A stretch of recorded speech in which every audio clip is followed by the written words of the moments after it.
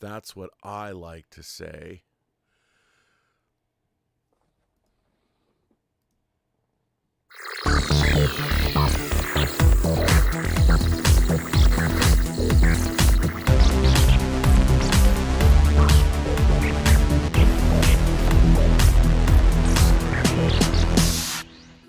Well, greetings, Imagination Connoisseurs. Once again, it is I, your Duke of Dope Discourse, your Pharaoh of Physical Media, the man that lives in CinemaScope. Although I just dribbled on myself, but what can you do? That's what happens when you live in CinemaScope. Stuff happens on the wide screen. And this is Let's Get Physical Media episode 227, maybe. But you know why you tune in to this show? It's not because of my witty repartee or just the bon mots I throw out. It's because of one man. It's because of one German. A man from Saarbrücken, Deutschland, Mr. DIETER. Bastian, look at that shirt. Well, look at that, Rob. Isn't that dope? It should be a Isn't Greenland. that dope? It should be a Greenland flag, though. Yeah. I've got this from my friend Patrick. He made it after he did the awesome, the Christmas shirt. How come they're not in our merch another store? one too. Yeah, correct. But continuing to our show, thank you, Patrick, for this awesome shirt at first. Yeah, notice I don't have one, Patrick. I will ask him about it if he has hopefully saved the design. And Rob has been called a lot of names this week, I heard, I have. But four are missing because in the famous lyrics of Mr. Big, Rob could be your lover, your lover, and your little boy. Okay, that's only three names. Greetings, imagination. You could be your daddy, your lover, your brother, and your little boy. Now I have it. And I say, greetings, imagination connoisseurs. DIETER here. I am Rocky like Eric, and welcome to the B&B Motel for our first regular episode in the new year, where we gotten the first purchases in. And Rob, we always start with the box office, and I hear there's some monkey business. Not enough. Box office. Not enough monkey business. Here we go from our friend Anthony. That's how you do it, Anthony. Just say. By the way, it's Golden Globes Day today. The Golden Globes are tonight. Remember, there are 4 Globes. That was just a reference to a conversation I was having earlier this morning, but no one will get it unless you're a Star Trek fan. And then even then, it doesn't even make any sense. So according to our friend Anthony D'Alessandro over at Deadline, Avatar Fire and Ash is number 1 for its 4th week with $21 million. Housemaid is in a brawl for number 2 with Primate. They've each made $11 million apiece. We don't know who will prevail. Do you want to have a housemaid or do you want a primate? Who do you want to fight with? I'll take the housemaid. But I'm just saying. So here we go. So, hey, look, people are going to the movies. And by the way, Greenland 2 is out. And in my mind, that wins it all. Because I'm a big Greenland fan. I've got tickets to see it on Wednesday. I love the first one too, Rob. I love the first one. Loved Greenland. So I'm going the with fall, the fall of civilization, your biggest fear came true in the first I know, but Greenland. I will watch anything where the Earth gets hit by a comet or an asteroid. I don't care. Or there's a new movie on Netflix, a Korean film about a flood. I suggest everybody watch it. Oh, yeah, I remember that, Rob. I still haven't gotten around to it. Got to get around to watching it. It's very interesting. It's not what you think. It's surprising. Okay. It's a surprising science fiction film. Anyway, here is the actuals. Actually, these aren't the actuals. These are estimates. The estimates, yes. As I can't even speak. They are always pretty close. Yeah, Avatar Fire and Ash made another $21.3 million. It is now at $342.6 million. This is domestic. It has passed $1.2 billion overseas and in the United States. Primate, number 2 at $11.3 million. The Housemaid is number 3 at $11.2 million. Close call. Zootopia made another $10.1 million at $378 million. Domestic. Greenland 2 Migration did not migrate far enough. It only made $8.5 million. Yeah. But hey, I love it. Marty Supreme added another $7.6 million. Timothée Chalamet burning it up.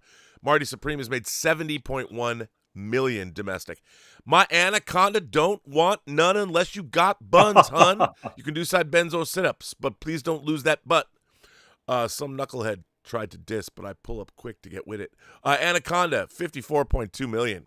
SpongeBob the movie, $63.6 million for Paramount. How's that bid for Warner Brothers coming, you lame fucks? Just kidding. I love you guys over at Paramount because you've got a new Star Trek series coming. Oh, wait, David from Angel Studios. David, a big hit for Angel Studios. $75 million in week 4. You know, we might have God in this country, but we still execute women on the city streets. Song Sun Blue, $31.1 million for Handsome Hawk. Yeah. Oh, wait, that's a different Blue movie. This is Wolverine and Penny Lane. Song Sung Blue, $31.1 million, which I haven't seen, but, you know, I love Sweet Caroline. Me neither. And there you go. So that is the domestic box office. Let's see what we've got for, oh, by the way, The Running Man drops on Paramount Plus this week. So Avatar, Fire and Ash leads the global weekend with $87 million. And Avatar, Fire and Ash crosses. It's at $1.23 billion. One more time for Jimmy C. That means the trilogy, all 3 Avatar movies collectively, have made $6.5 billion. 3 movies, Not bad. $6.5 billion with an average of $2 billion apiece. You go, Jimmy C. Let's see. Zootopia 2 has made $1.65 billion globally. It's the number 6 international release of all time and the number 1 animated international release of all time and the number 1 international release of 2025. I mean, we got $2 billion movies blazing up the charts. So that's amazing. Primate was limited to an overseas launch and it only made $2.1 million. So its global debut frame is $13.4 million globally. Yeah. That's pretty good for an ape. But there's a bigger rollout for Primate. It starts in Germany at the end of January. So there's a little bit of a rollout still coming for Primate. And Hamnet opened in the UK, which is not a surprise that it did well, $4.2 million. And Anaconda has an overseas total of $55.8 million, which means globally it's made $110.1 million. Apparently, your Anaconda does want some because it's made some money, hun. So there you go. That is all the news that is fit to print until later when we actually do the news. With Gary. And, no news is good news with Gary Gnu. News. And next week, Rob, we have 20 years later, the Bone Temple opening. The Bone Temple, which is what girls have been calling me since I was 13. Yeah. It will be interesting to see after the first one was to everyone's cup of tea if they will come back. I think the Bone Temple looks great. I can't wait to see it. Yeah. So. Okay. I love the first one, so I'm really looking forward to what the Bone Temple holds in store for us. And considering the digital stuff that I've seen, Rob, I've seen TV series on Netflix, which came out here in January, but I think it's out in the States a little bit longer, a Japanese series called It Is Your Turn, or you have frozen, Dietz. What an interesting photo. I'm frozen here? Oh, wait, you froze. Now you're not. You know what? The stream was just cut out. It went. They're monitoring us. They're making sure that we're not stopping our cars in the middle of the road. Yeah. So it seems it was not on my end, at least. Okay. Yeah. So for me, who loves Rob, who done it, this was actually the super duper deluxe menu of that. We have 2 newlyweds who gotten their new apartment and they're doing the first residence meeting, or his wife does it, and they come up with just for fun, Rob, just for fun, because they say mostly 90% of murders that takes place is someone, or the culprit is someone in from your personal relationships, from your family. But if someone else would do the murder for you who has no relation with that person, then the police, is in the dark. So they're just doing a little game. During the residents' meeting, everyone writes down someone who he wants to, taken out of the equation. But just a game. And then those papers get drawn, so everyone has a different name who he doesn't know who it is, and it was just for fun. But at the end of the first episode, the janitor, falls off the roof. Police calls it suicide, but it could be the start to the actual game. So I really had a good time. It's just 20 episodes. A series, Rob. It's your turn, aka your turn to kill, and it says here Hulu, so I don't know exactly. It is from 2019, so it could be out longer in the States. It's just 20 episodes, 35 minutes, and had a total blast, Rob, with the twists and turns that the show gotten over the 20 episodes. Really, for fans of whodunit, this was chef kiss for me. The only drawback, a little bit, Rob, it has a little bit of a look of a soap opera here and there. Not always. It's always on that cusp of looking to video like. So, but for me, it is your turn. Really good. And there is even a little bit of a spin-off movie that came out 2 years later, I think, with the same cast, just a little bit of different reality. This is a 2-hour plus movie, but this is the series. It is your turn, aka your turn to kill, for people who loves whodunit. And for me, Rob, it was really helpful, considering the Japanese names, that every time a character appears on screen, not every time, but mostly, they always printed the name of the character and in which apartment he lives. So you always, remember, this is this resident who lives out, in that apartment, until you could figure it out finally. So that was really helpful for me, because we have some suspects here. Then I saw Oscar Perkins' Keeper. Finally, I rented it digitally, and it sits for me between a little bit lower than Longlegs, but at least a little bit better than Monkey. And I will leave my pre-order open, because I think the ending is really nice for the movie, and it is nicely photographed. The drawback for me, once again, are some CGI work that is not up to the test. Just it was with Longlegs, and even more so in the Monkey. But it is a slow burn, but for me, not that bad.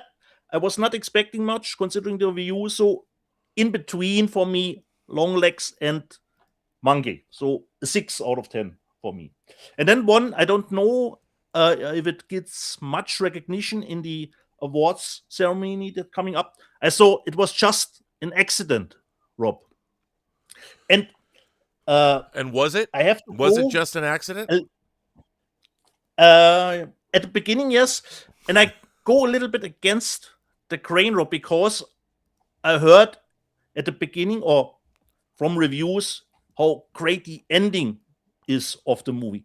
But for me, actually, Rob, the trip to getting to that ending part was actually more enjoyable, because considering the topic, it was very serious, but somehow the director managed to make it somehow light and even a little bit funny, even if the matter was really serious. And the ending, I won't give anything away, did not really hook me as I was hoping through the reviews. So the journey at the beginning for me was the better part of the movie, as actually the ending was. But not a bad one. We will see how it will do coming awards season, because I think it won the Palme d'Or in Cannes. So I don't know if it's in any awards consideration, considering Globes. The Academy Awards, the nominations are still not there yet. So fine movie, but was expecting a little bit more, especially with the ending, which not came through for me completely. But really nice one. So this was what I've seen digital, Rob. Well, that sounds fun. A lot of good stuff there. Very exciting, very exciting. So are we going to jump into, should we start showing some actual physical media in this show? By the way, we can do. I just want to point out, do you know what happened this week? On the 6th of January, it's now the 11th. Yeah. Max Allan Collins' novel, The Return of the Maltese Falcon, has dropped officially. You can buy it. I appreciate Tom Jr. Jackson sent me a picture of him with the book. It's available now. You can go get it. Go buy the 4K of the Maltese Falcon from Warner Brothers, and you can get the book. And I heard you've read it completely now, Rob. I've read it completely. It's a fantastic book. And you are? Okay. I really liked it. You're really happy. And the Maltese Falcon, I can. It's not a spoiler to say the Maltese Falcon did in fact return. So just saying that. And there'll be more to talk about with this book later on in the show. So you want to show some physical media deets? Should I start, Rob? Should I start? Of course. Okay. I forgot. I talked about the digital stuff that I have seen, but now we get to the physical media stuff that I have seen. After the Descent drop, I decided finally to watch the new from Neil Marshall, Compulsion, which he did with Charlotte Kirk again. Yep. It is a mix between giallo and erotic thriller. And Rob, we talked about, I remember we both loved the movie Holy Spider, especially considering the sound design. Because sound design is so important considering verisimilitude, And you start this movie, and the first lines that you hear sounds totally ADR, Rob. So you're immediately at the beginning, even at the beginning of the movie, you've taken out of the movie. Because there's a police detective, a female police detective. Just like myself, English is not her first language. But considering Neil Marshall does a little bit of a giallo, he should have talked in her natural language and just subtitle it. Because every time she was on screen later during her investigation, it was always taking you out of the movie. So it just didn't feel natural, especially considering the sound was a little bit, it was totally clear what she was saying, but it totally didn't fit into the scenery. You know what I mean? And I do. Considering, there are some nice looking girls here, and there is a fight scene in the middle of the movie, which turns into a one-shot scene, and it should have totally a big punch considering the brutality of the scene, but it gets unintentionally funny, Rob, because it just drags on. They stumble over each other almost in slow motion, so it gets a little bit unintentionally funny at that point. You've got some twists there. Unfortunately, at the top you see the big three of Neil Marshall. So you can skip it, unfortunately. Compulsion, unfortunately not. Even if it's, but I can understand Neil Marshall. You shoot in Malta, you mix pleasure with work, Why not do a movie in Malta? Then on the other spectrum of direct-to-video stuff, this was actually quite surprising, Rob, because it was good. I've seen the movie Safe House, and this one totally fine, good recommendation, a nice action thriller about we have Secret Service agents. The vice president is coming for doing a rally a little bit, but there's an ambush, and they flee into, obviously, a safe house. And in the safe house, you get together, Homeland, Department of Defense, Secret Service, and what I forgot. All the big ones are there. There's a little bit of, dick measuring, who has the saying here. And they figure out something was off. Could be a traitor in their midst. And I thought, Rob, from now on, okay, this will now switch into a paranoia thriller. But no, on the contrary, there's still a lot of action because they are literally under siege every 5 minutes, where people try to get in, get them killed. So this was really nice. It would have even been a banger, Rob, if they would have done, the action like in the old days.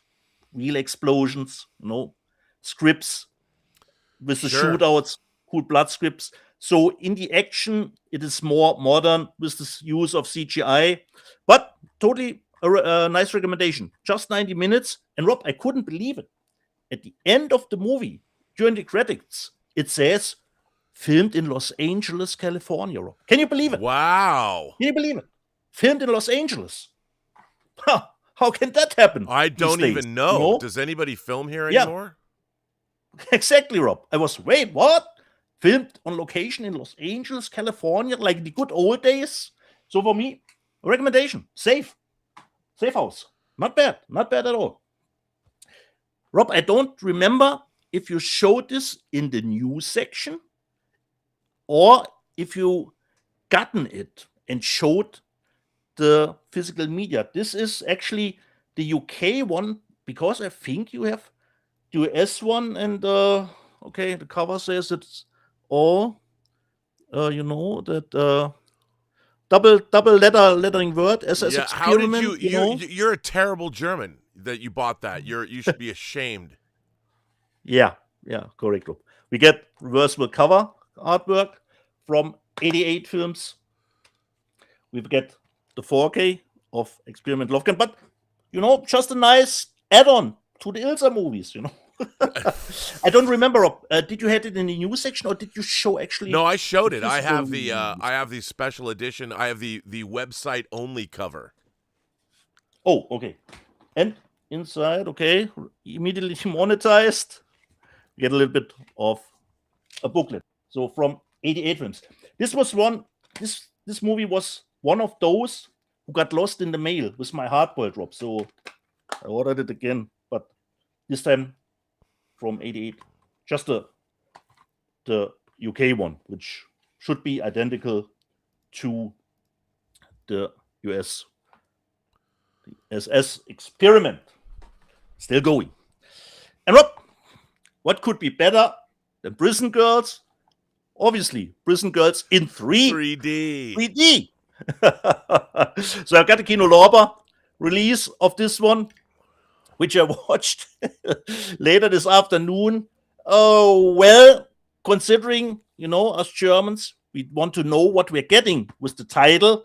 There was not a lot of prison in this movie. And it was not only focused on the girls. So I got a little bit scammed here, Rob. It contains an older 3D. Look at that. Glasses, because it features both versions, so you can watch it for people with us with 3D, with real 3D glasses, but you actually don't need it. But the transfer in 3D was actually pretty decent. Are there boobs in it? Yeah, bro. Yeah, more than enough. Are they good in 3D? I love my 3D boobs. You have that great shower, the depth perspective in the shower scene, But I was expecting the movie to play out completely in a prison, Rob, and this is actually not the case with Prison Girls. So there was more men on women action, Rob. Not just girl on girl action. So okay. And this one, the next one, I hope I will get some bonus points from our headliner later, because he mentioned this title and I got it because I think it was, he said it is a little bit price reduced. And I know, Max, don't be too upset. Prison Girls had priority to watch it in 3D instead of the jury. I bought Mickey Spillane. The jury. And it's great because, like with the great Sony titles, you get the 4K and the 3D version. So you got everything under one roof. So Max, don't be upset. I will get to the movie, but come on, Prison Girls in 3D had a little bit priority this afternoon. Running time would be the same for both movies. Then, Rob, you showed this, considering Warner Archive doing collection stuff where they put 4 movies together, for a little bit better price. And I got the 50s sci-fi collection. Oh, nice. That's a great collection. 4 movies. And it's nice because they are not squeezing the movies onto 2 or 3 discs. No, they are the actual releases for the movie in a pretty normal thick case. So it doesn't take too much shelf space. And you get those 4 movies. And this was price reduced. Then, this one I always hit my eye on. And then I was surprised. It came up at Amazon UK again because I didn't purchase the normal one. I bought a Steelbook version for the Penguin series. Finally, I was not expecting to get the Steelbook anymore. So we've got 3 4Ks in it. And Rob, finally, I can't believe it, HBO Max, finally on Tuesday, will be officially available in Germany, Rob. On Tuesday. Wow. Finally, HBO Max coming to Germany. Then I don't know, Rob, if you have shown this. From Criterion, I've got Eyes Wide Shut. Nice. So we got the 4K and the Blu-ray in the pretty thick, which is this time not a fold-out because it's thicker than usual. Their booklet. So this time it's not a fold-out. Right here. Oh, actually, I forgot. Sorry. It's 3 discs. So the 4K, the Blu-ray, and the extra features. Then I'm still waiting. I'm still waiting on the goddamn hard-boiled. But at least I got Bullet in the Head from Shout Factory. So, nice. But it's the same cover. Did you watch it? That movie is so great. Yeah. Unfortunately, I didn't get around to it. And it features, like with what Max was saying with Better Tomorrow, 2 different cuts with the movie. But I hear the one on the 4K is the John Woo preferred 131 minute cut. There's a festival cut here too, probably more of a work print situation again, but Bullet in the Head. So I'm still missing, Rob. Still missing Hardboiled. Then, Rob, I know if you probably don't remember, I showed you the German movie Der Schuh des Manitou, The Shoe from Manitou, which was one of the most successful movies here, considering viewer attendance when it came out in 2001. And the director, Michael Bulli-Herbig, after 24 years, did a sequel for last year, and it finally came out. It's The Canoe of Manitou. And once again, most successful movie of last year. It could be dethroned by Avatar. We will need to see in the next week. But at the moment, it is the most successful movie once again, considering German viewer attendance. But the times are changing, Rob. It's less than half of what this one made 24 years ago. But still, this insane amount of viewer attendance. Just to give you an idea how big this movie is in Germany, just from German viewer attendance, you would need to put the viewers of Jurassic World Rebirth, F1, Superman, and Fantastic Four, all 4 combined, and you even would have not reached the viewer attendance of The Canoe of Manitou. So it comes with a 4K and a Blu-ray, and as always, media book. So huge hit here, Rob. I saw it, had some good laughs here and there, but I would say the first one I still prefer. But a big hit here in Germany, Rob. The sequel.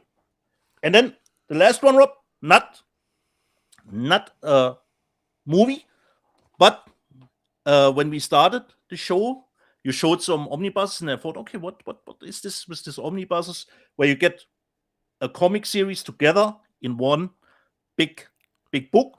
And considering Supergirl, I thought, okay, I will read ahead before the movie comes out the comic that it's based on. So I bought Rob Supergirl, Woman of Tomorrow,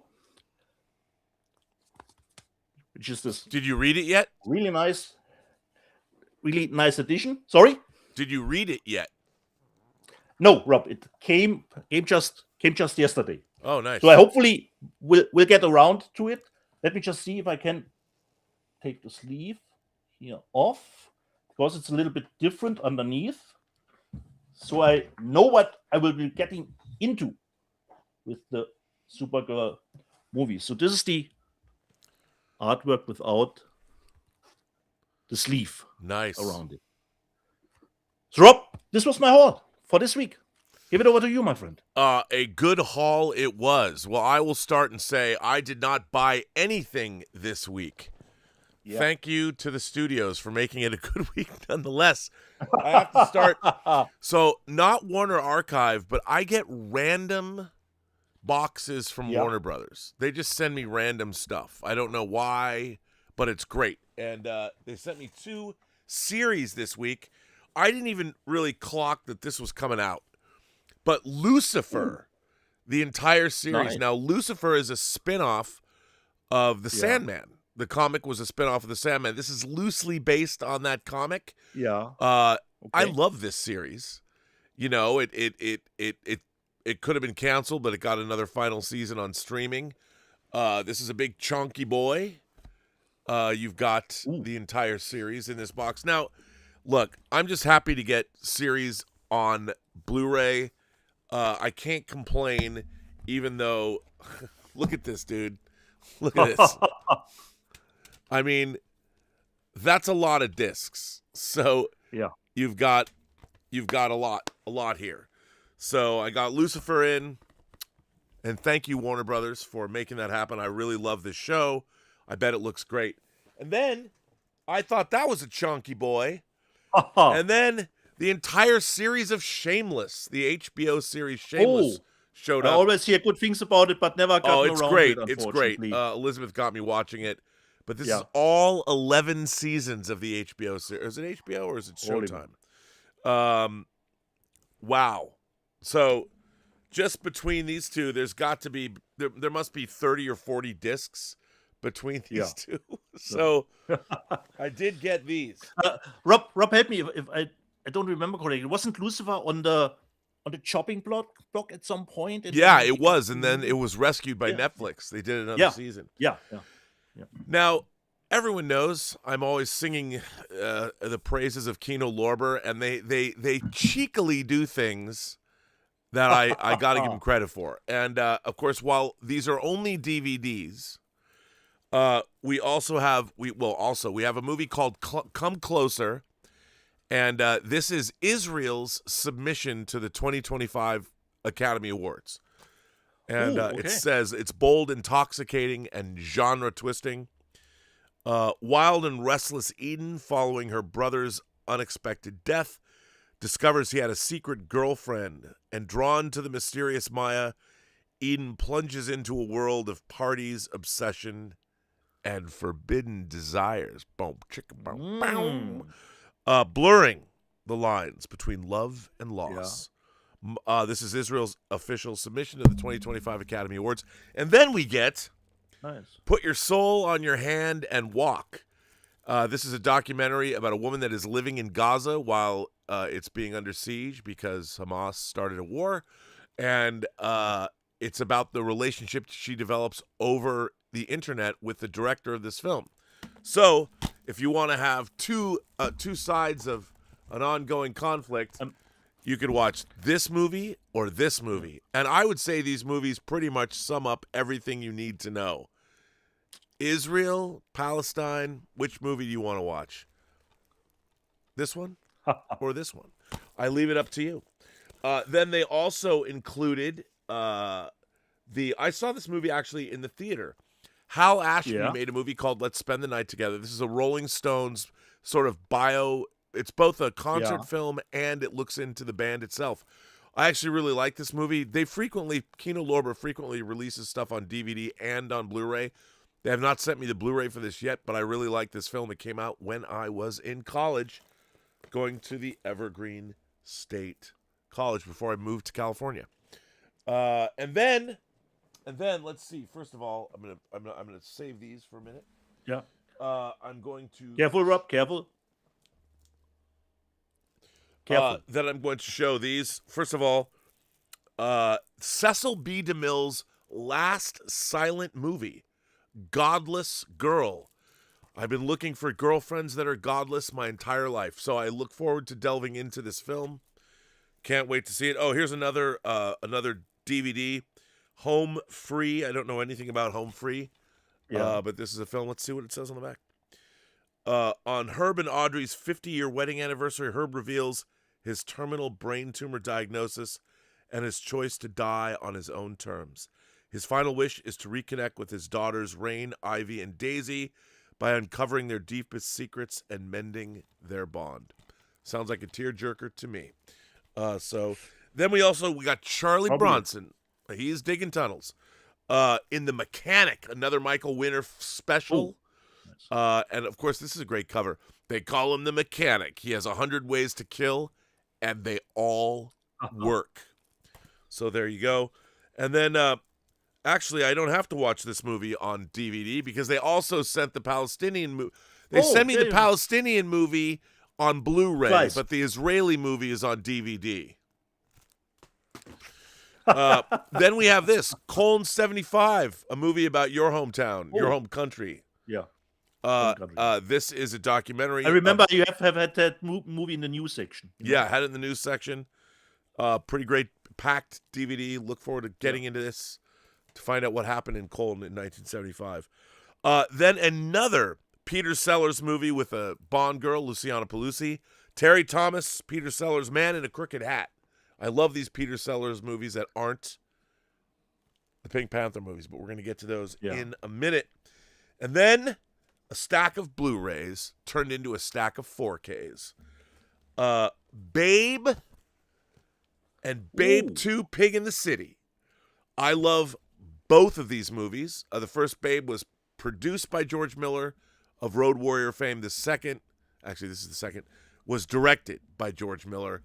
Why Universal didn't put these out and license them to Kino, I don't know. That's what I wanted to ask you, Rob. Those are not unknown movies.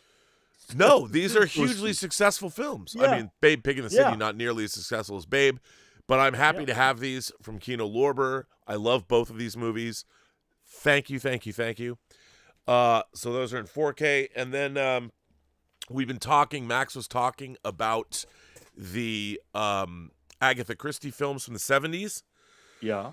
They sent me two. They sent me The Mirror Cracked and Evil Under the Sun. Two Agatha Christie films in 4K. Happy to have these. One is from, actually, this is not from the 70s. Evil Under the Sun's from 82. And this one is from 80. So I'm wrong on both counts. Although, to be fair, the 1980 is still part of the 70s. So remember, you count from 1 to 10. There was no year 0. So it's 71 to 80, right? That's why Kubrick called 2001 and not 2000: A Space Odyssey. Just let's get that right. It's 1 to 10. There was no year 0. So 1980 is not part of the 80s, people. But Elizabeth would tell you, yes, it is. And I'm saying, no, it's not. Yeah. And then, of course, I had the Pink Panther movies. As someone corrected me, these are not all of the 5 Pink Panther movies. There's one that was made by a different production company. But Kino Lorber sent me the 4Ks in addition to the Blu-rays. So I'll give the Blu-rays to Alvaro. Here they are. You've got a shot. You've got the Pink Panther, A Shot in the Dark, The Pink Panther Strikes Again, and Revenge of the Pink Panther. Return of the Pink Panther is not here. And apparently that was a different production company. Do you know, Rob, why there was a different production company for? Dude, I was barely born. I have no idea.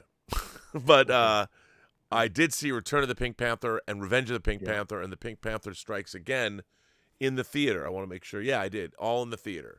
So I'm excited. I haven't looked at the Blu-rays because they're going to go to Alvaro. But so that's what I got. That is my entire haul for the year, for the week. for the year so far, to be honest. Considering you not purchased anything, pretty damn decent.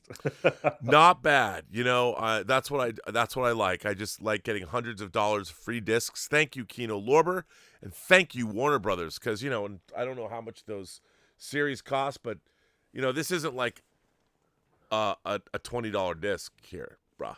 No, so certainly not. Box happy set to now. have it. Thank you, Kino Lorber, and thank you, Warner Brothers. Kino Lorber is killing it as usual. What a wide variety. But you know what? Where's the Blu-ray of the Israeli movie? Why is it only on DVD? Perhaps in the next box. Palestinian movies on DVD and Blu-ray. Just saying. And half the people just unsubscribe to the channel. But there you go. That's what happens. Cult cinema, Rob. You did it. You did it. And that sick is gone. Okay. He's gone. He left. Coming and going. It's true. But he wants to be invited back. He's always invited back. Yeah, as always.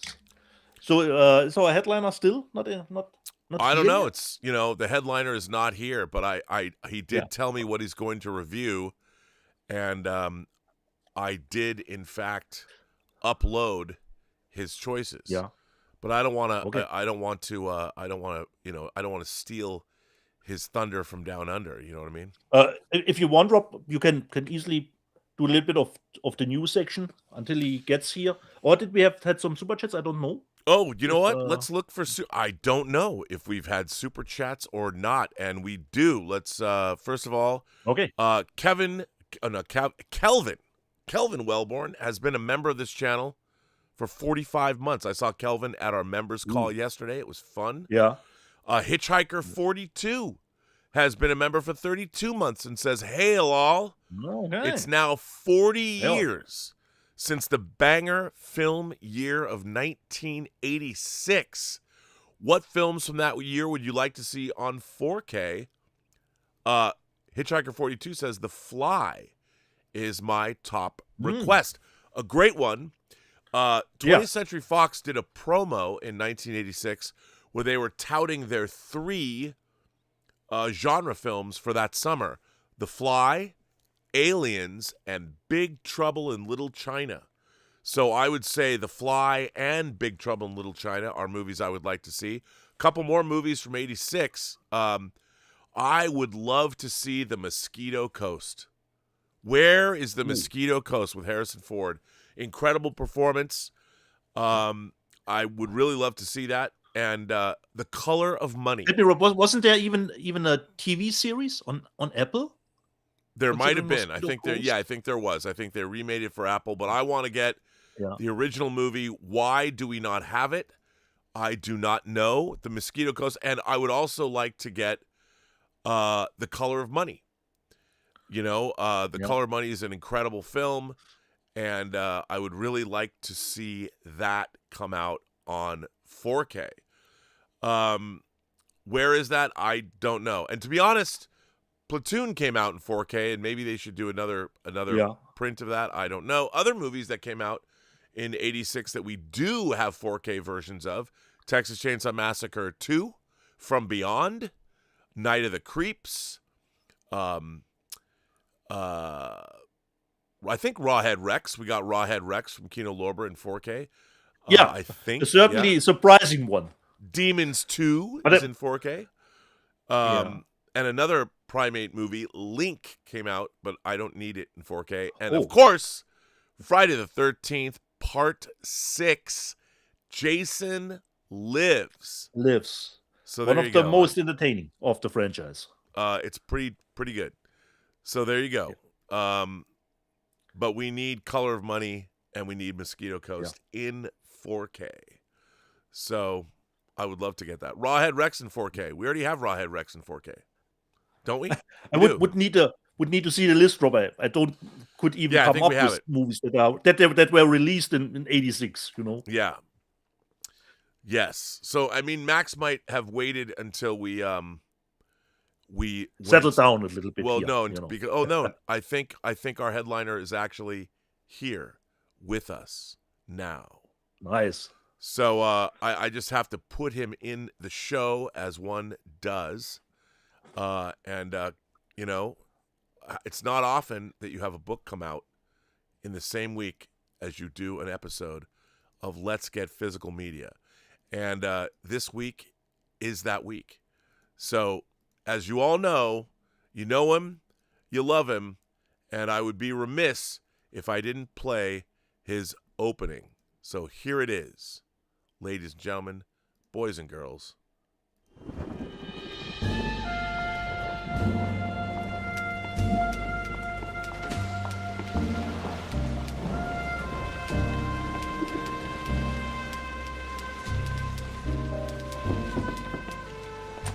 Mr. Max Allan Collins is with us, back from the Sea Wing and those shenanigans. The writer of, what? The writer of The Return of the Maltese Falcon. What's it like to have a book come out, Max? Tell us. You're an author. You've been getting great reviews. What's it like to actually have a book come out? Well, kind of normal work week. Wow, you're really loud, though. That's really okay. Loud. All right. Kind of a normal work week. And are you scratchy? Do you have a cold? No, maybe a little bit of a scratch. I'm just trying not to be too loud. Yeah, don't be too loud. But you know, okay. Make sure you're okay. We don't want to lose you, Max. No, I don't want you to lose me either. Where are we visiting bookstores, Max? That is the big question. Where are we visiting bookstores? Well, it's been a really good week in terms of more good reviews are coming in, and and I admit I'm a little surprised because it's pretty presumptuous of me to write a sequel to the greatest private eye novel ever written, and I expected to be attacked, but people seem to be so far receiving it very warmly. And that's really good news. That's incredible news. And, of course, for those of you who don't know what we're talking about The Return of the Maltese Falcon by Max Allan Collins, which is available in any format you want it. Get it now. Get it soon. So it's a great book. I finished it. I loved it. But it made me want to go back and read the original Maltese Falcon, which I have never read. And the movie's a little different. The movie, this is one of the great delights of this experience so far is that so many people have either said, "Well, I'm going to read the Maltese Falcon first. I bought it and I'm going to read it," or "I'm going to read it right afterwards," or "I'm going to watch the movie first." And so the idea that rather than taking advantage of this great novel, I'm leading people to it, and leading people to the movie, and that's a really nice. We know that's a really nice 4K, an outstanding one. So it's a great experience. I have actually not seen the book in a bookstore yet because I was so busy just actually working this week and dealing with some interviews and stuff. I'm glad to say you and I did an interview, Rod. We did a great interview. By the way, I have to say, Brightstone Pictures is in the chat and has a great question. Sure. He says, or they say, or she says, I don't want to say, I would just assume it's a dude. I'm reading your novelization for The Mummy Returns right now, and I was wondering if you had Stephen Sommers' shooting script or an earlier draft to work off of. I don't quite remember because I think on all of the Mummy movies, they had sent me the script, obviously. That's what I worked from. But they also sent me a bit of a sizzle reel, like 15 minutes, 10 or 15 minutes of just clips, which was very instructive because then I'd know how to describe things the way they looked in the movie. But I think a little known thing about movie novelizations, and I did for about 20 years, I did quite a few, is that you rarely, if ever, see the movie before you write the novelization. You're writing it from the screenplay. And sometimes some clips like Universal sent me on the Mummies. Now, I have to say I did 3 Mummy novels, and they are among my most popular novels, period. I hear from people all the time about that, and that's very gratifying. Because sorry to interrupt, Max. The question came from the director of Hope and Glory, Max. Oh, Brightburn Pictures. It's the director of Hope and Glory. Well, I'm a big fan. I was disappointed that it wasn't included in the 5-film 4K Mad Max set. Yeah, I just saw it. Brightburn Pictures. It's Eric Van Shaw. I didn't know that. I'm sorry, I misgendered him. Excellent. Yeah, and you guys led me to it. That's how I knew to find it. The Physical Media Boys sent me to that great short film, and it's a yeah. Is it about fan films ever made? Yeah, to be honest, maybe the greatest. So, well, thank you. And Dieter, have you gotten your copy yet? No, Max. Otherwise, obviously, I would have shown it. You didn't want to chip out. The $80 express shipping. Now you have to wait, Max. No, the truth is, what I did was the guy at the local post office said $80, and I didn't think he knew what he was talking about. And I took it to a local mailbox, and it was a mere $40. Yeah. Okay. By the way, I will let you immediately know, Max. If it comes to my doorstep. Hope and Glory has 3.8 million views on YouTube. Yeah. That's amazing. I just checked. That's amazing. Give this man a movie. I know, right? Give him a feature. Absolutely. And he says in the live chat, well, thank you for answering the question. We are working on our Blu-ray for Hope and Glory, by the way.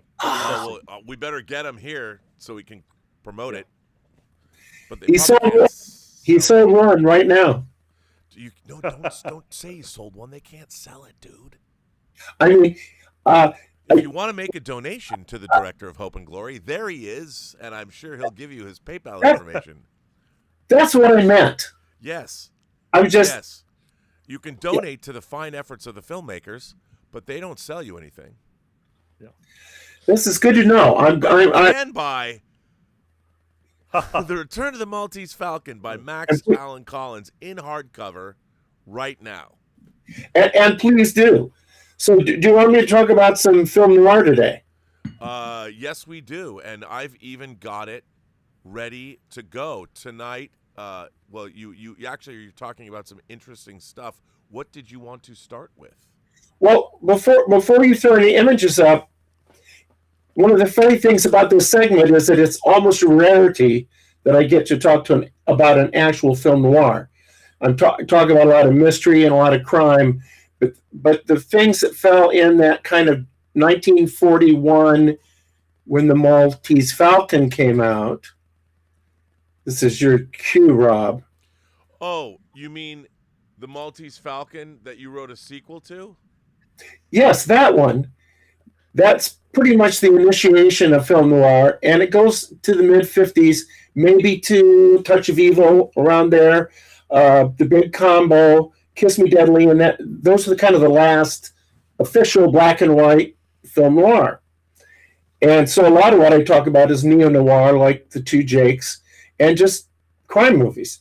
But Columbia puts out a series of genuine film noir, and the first thing I'm going to talk about will be a Hammer film noir. Would it be this one? It is. Spring Smith Hits London? Yeah, and it's a fascinating story. Now, before we dive into these genuine film noir era film noirs, or noirs films noir, however you want to put it. Max, you know what? You're I don't know if your sound is jacked to the point where it's peaking. I do not know how to turn that down. You know what? It's in your computer. Do you have a Mac? I do not have a Mac. I have. God damn it!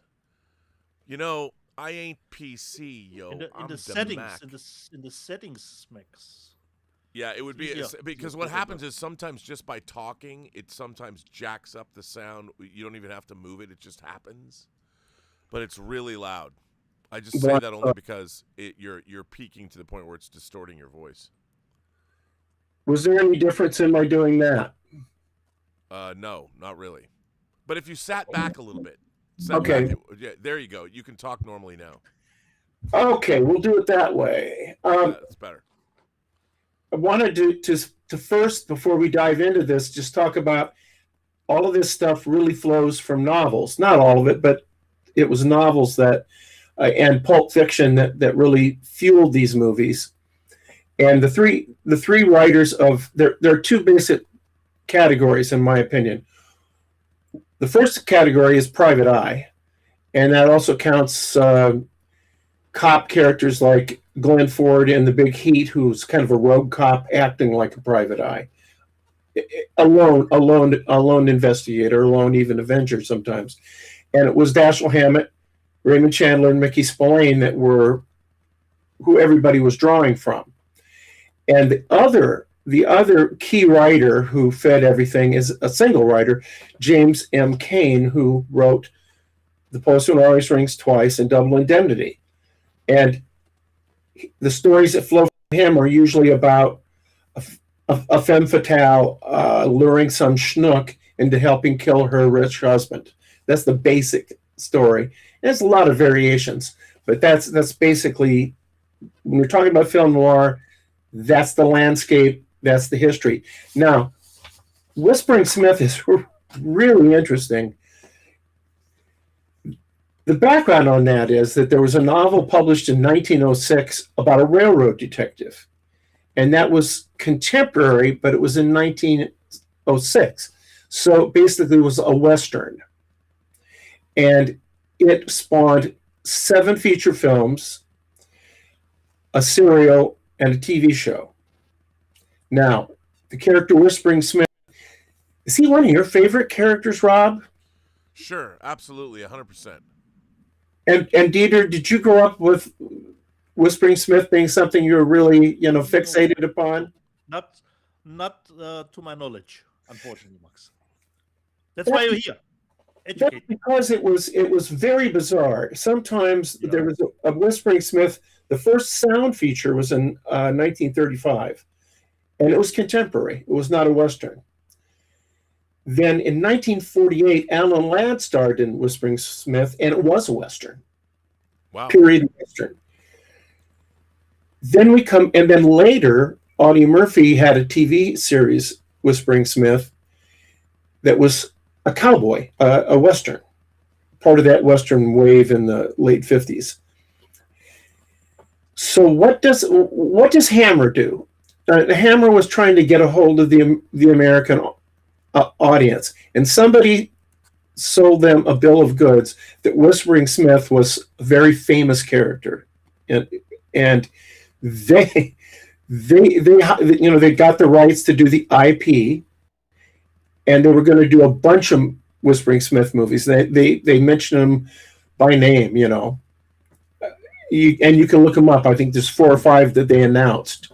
They did one, and that was the Whispering Smith Hits London, starring Richard Carlson, really, really good actor who we know from Creature from the Black Lagoon, and It Came from Outer Space, a very major genre performer, and a leading man. I think he's in All About Eve, I believe. Am I correct, Rob? Yeah. Yep. Okay. So they like to hire Hammer, like to hire an American lead or some major performer who would be one of the key roles. So they hired Carlson, and apparently to tie in with that, some of the movies had been Westerns and some of them had been contemporary. When he gets off the plane, he's wearing a cowboy hat. And that pretty much then disappears in the rest of the movie. Now remember that this is, 1956, I think. And the last movie had been Alan Ladd, a very big, successful movie in 48, which isn't that long ago in terms of when this movie came out. But somebody saw, and at the beginning of this movie, there's people, he's coming to the airport, and reporters are standing around and say, Whispering Smith is here, the famous detective Whispering Smith. Now, this would have been a shock to American audiences who they were trying to appeal to, because they didn't know who Whispering Smith was. And if they did know him, he was a cowboy. So it was just them really, Hammer floundering, trying to find a way. They had done A Blood Orange, which we talked about with Tom Conway. Yep. playing a detective named Tom Conway, because he had played the Falcon in a bunch of 40s B movies. So this particular movie is interesting in that it's very well shot, for one thing, and it's directed by Terrence Fisher, right? Who's the big horror director at Hammer, but not yet. And so the movie is very well shot. So there's some very interesting location work. There's a lot of obvious studio work, and it's not bad. It's just kind of corny. It's kind of like it is a mid-40s B movie that you'd be a second tier kind of picture. So the only reason there's a real interest in a movie like this is that Hammer did it. Hammer on their way to becoming Hammer, essentially.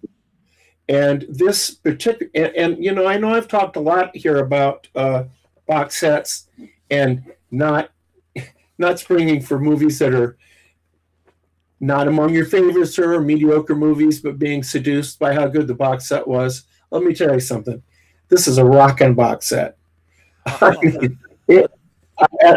take, so in this case, I'll be completely inconsistent. But this is a beautiful box. It's really quite lovely, and it has this great poster on the back. And that's, I believe, the American version. Now, there's something interesting. What about time? But the movie is called Whispering Smith Hits London. And then in America, it's called Whispering Smith versus Scotland Yard. Really? Yes. So a title changed almost as we do in Germany here. Well, one of the things that's interesting about it is that Scotland Yard is hardly in this movie at all. Wow. I mean, there's like 2 Scotland Yard scenes or something. Makes absolutely no sense. But not only that, the credits are a little different. The guy who wrote it, a guy named who's fairly well known, John Gilling, I believe is his name, who wrote all kinds of stuff. It's not a good script, but I think he maybe sued them because in America it says that the script is by Steve Fisher. And Steve Fisher was a guy that had written a bunch of film noir, like Lady in the Lake. He was fairly famous for I Wake Up Screaming, and he was a journeyman writer for decades. So I think Gilling gets a story credit, but it's a very odd movie. They have 1 foot in America and 1 foot in England, and they don't reach either. But it's a fascinating story that's actually told in a really good booklet, and booklet doesn't do it. It's a book. And so if you have any interest in Hammer, if you're interested in film noir, because this is a legitimate private eye movie of the time, I would recommend it. If you love Dracula and Frankenstein, and that's what you love, this ain't it. But I enjoyed it. I actually thought it was a little better than Blood Orange. Okay. What I wanted to do, and I actually wrote them, and they wrote me a nice little note back telling me they didn't have any plans at the moment, but I want to see them do the one Saint movie they made, wow, which is with Lee Hayward, who was the first screen Saint in the best screen Saint movie, The Saint in New York, back in the late 30s. Wow.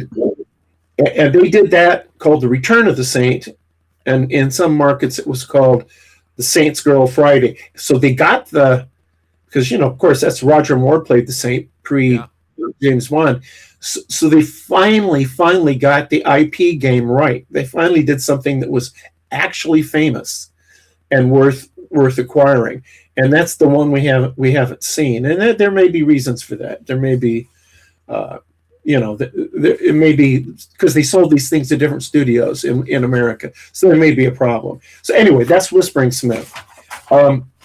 the other thing I want to talk about is this Columbia Noir box. And I'll tilt that. So, yeah. And it's a banger. It's really a good box. I think I told Rob last week that it might be on my best of next year, because my wife and I went through these one night at a time and loved them all until the last one we watched. Wait, you and your wife went through a box one night at a time? Sorry.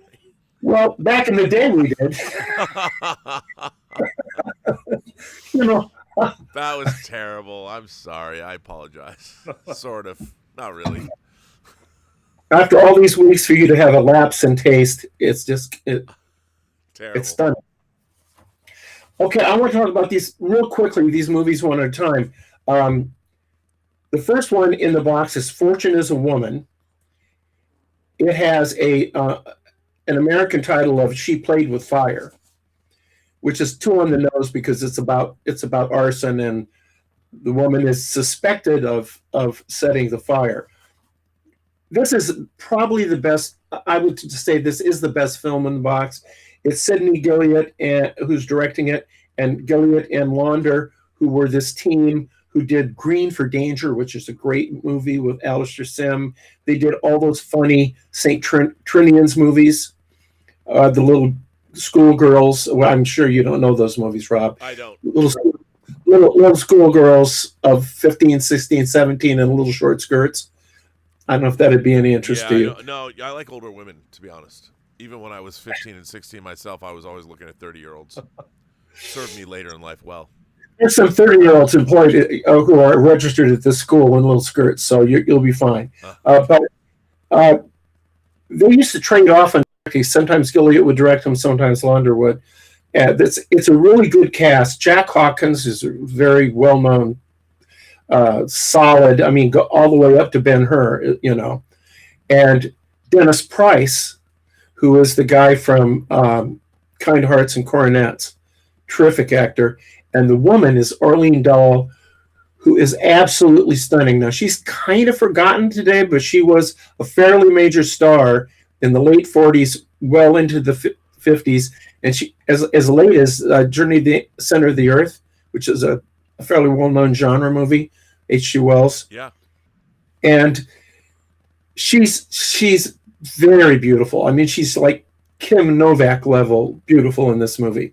And she's quite wonderful. She had just been in, or was about to be in, a movie called Slightly Scarlet, which was literally based on a James M. Cain novel. Now, we're now in that James M. Cain territory, where Jack Hawkins and this wife of a man who turns up dead in his mansion, which is Dennis Price, that's the three major players. So it seems to be that kind of traditional kind of love triangle movie, but there's more going on in there than that. And it's quite good, and I highly recommend it. But it's a good that's kind of the example in this box of that style of movie. The next one is The Long Haul, which is a trucker noir, which was kind of a little bit of a subgenre where they do movies about truckers, or other Lobsters invade Teamsters. That's it. And sometimes other kinds of blue collar guys who get involved with a beautiful woman who has a rich husband or a dangerous husband, like a mobster, and that's the case here. These, I have to mention too, these are British movies. This whole box is British movies produced by Columbia. I believe they're kind of in that quota system where they have to spend some of their money in Great Britain. And so because of that, all of these, every one of these was made in Great Britain with largely British cast and crew. And they tended to have some famous actor or secondary actor who, B-movie actor. In this case, it was basically an A-list actor, which is Victor Mature. Do they have the Teamsters in the UK? I don't think of the UK being big enough that you have long haul truckers. There's some lorries that go from Hamlet to Hamlet. That's right. And there's some mention of unions, causing trouble, basically, and which is not exactly what On the Waterfront was. But right. Anyway, the director is Ken Hughes. Writer is Ken Hughes, who was very prolific. He's best known today for Chitty Chitty Bang Bang, which is not a film noir, despite being written by Ian Fleming. And it's quite a good movie. It's the outstanding element in the movie. I mean, Mature is very, very good. He's got this incredibly memorable face, and he's a decent actor. But Diana Dors in this movie is so incredibly beautiful and sexy that I can't even go there. I mean, I'm watching with my wife, and when this woman comes on the screen, my wife said, "Oh my God." Which is a good, Turn that off. Oh no, she was mesmerized. She's at her loveliest here, and the fact that Victor Mature resists her for a certain amount of time is the most unbelievable thing in the movie. But it also, and I think you'll be interested in this, Rob. It kind of, in the last act of this movie, it goes into a Wages of Fear sorcerer area. Wow, cool. That's cool. Which it's not on that level, but that's where they go, and they do it on location. There's nothing faked. It's one of those things where you see these practical effects. Now, not even effects. They're just doing the stuff. And you're watching it saying, how did they do this? How did they find a place where they could do this? And so that's probably the second best movie in the box. The next one is a movie called Spin a Dark Web. It's shorter. Most of these are about 90 minutes, and I think this is more like 75. And it stars this actress who's in a number of science fiction movies and horror movies, Faith Dormagoo. I don't know how you say her name. Dor. Yeah. And you know what I'm talking about? Yeah. I'm talking about the chick from the Hateful Eight. No, I'm kidding. But yes. This Island Earth, I think she's in. Yeah. And the actor's named Lee Patterson, who was very good, a young actor, and I don't think he had a long career. I checked him out on IMDb, and but I don't really am not familiar with him, and he doesn't seem to have had many other, if any, lead roles. Somebody can correct me on that. But he's playing a prize fighter who's kind of not making it, and he gets involved with the mob. And it's very gritty, and a lot of stuff in Soho.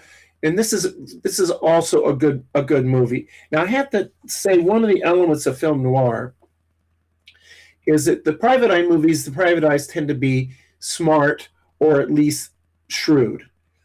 Most of the lead males in film noir of the James M. Cain variety are dopes. They're just flat out idiots. I mean, Victor Mature is pretty smart for a dope, but he's a dope. The guy in this movie is a dope. And in Wicked As They Come, which is the next movie, Ken Hughes again, he's also the director, but he's also the co-writer. That has Arlene Dahl again. Very beautiful. And actor named Phil Carey, who you may know, who is an actor who sometimes played villains. And he played Philip Marlowe in a 50s TV show. He's somebody who was a bit of a star. He's very good in this movie. It's kind of a loose remake of a movie called Babyface, which is about Barbara Stanwyck sleeping her way to the top of a skyscraper filled with executives. That's a very famous pre-code movie. This is kind of that. She is someone who comes from a very poor background. There's some abuse that has apparently been going on, and she decides to use her loveliness, her sexual appeal, to win a beauty contest. She bribes two people to win this beauty contest, and she wins a bunch of clothes, and she goes to London with all these fancy clothes. She just works her way to the top of these various businesses by sleeping with these guys. And the interesting thing is she hates sex. So, and she, it's a really interesting movie, and she's a terrific actress, and I like that very, very much. Okay, the last one. Well, there's two left. It's a movie called The Last Man to Hang. Terence Fisher again. Tom Conway, who we mentioned as having been in the Hammer film Blood Orange. Now, this is not a Hammer movie, but this is Terence Fisher. It is Tom Conway, and there's a really good part for one of my favorites, Anthony Newley. And it is a courtroom drama that basically begins by, well, you see some stuff about the crime, but then we meet all of the jurors as they receive their juror summonses and get a hint about what their individual lives are like, what kind of things, what problems they have in their lives that they're going to leave behind and go beyond this jury. Then it's a very traditional courtroom drama, very good, kind of like just right under witness for the prosecution, not that good, but good. And then we go to the jury room, and this is what's really interesting. It's essentially the same setup as 12 Angry Men. Now, this movie is done in 56. 12 Angry Men is made in 57. Now, it gets muddy here because 12 Angry Men was done as a TV show in 1954 on Studio One. But it was not shown, to my knowledge, and I tried to track this, in England. Also, The Last Man to Hang is based on a 1930s novel.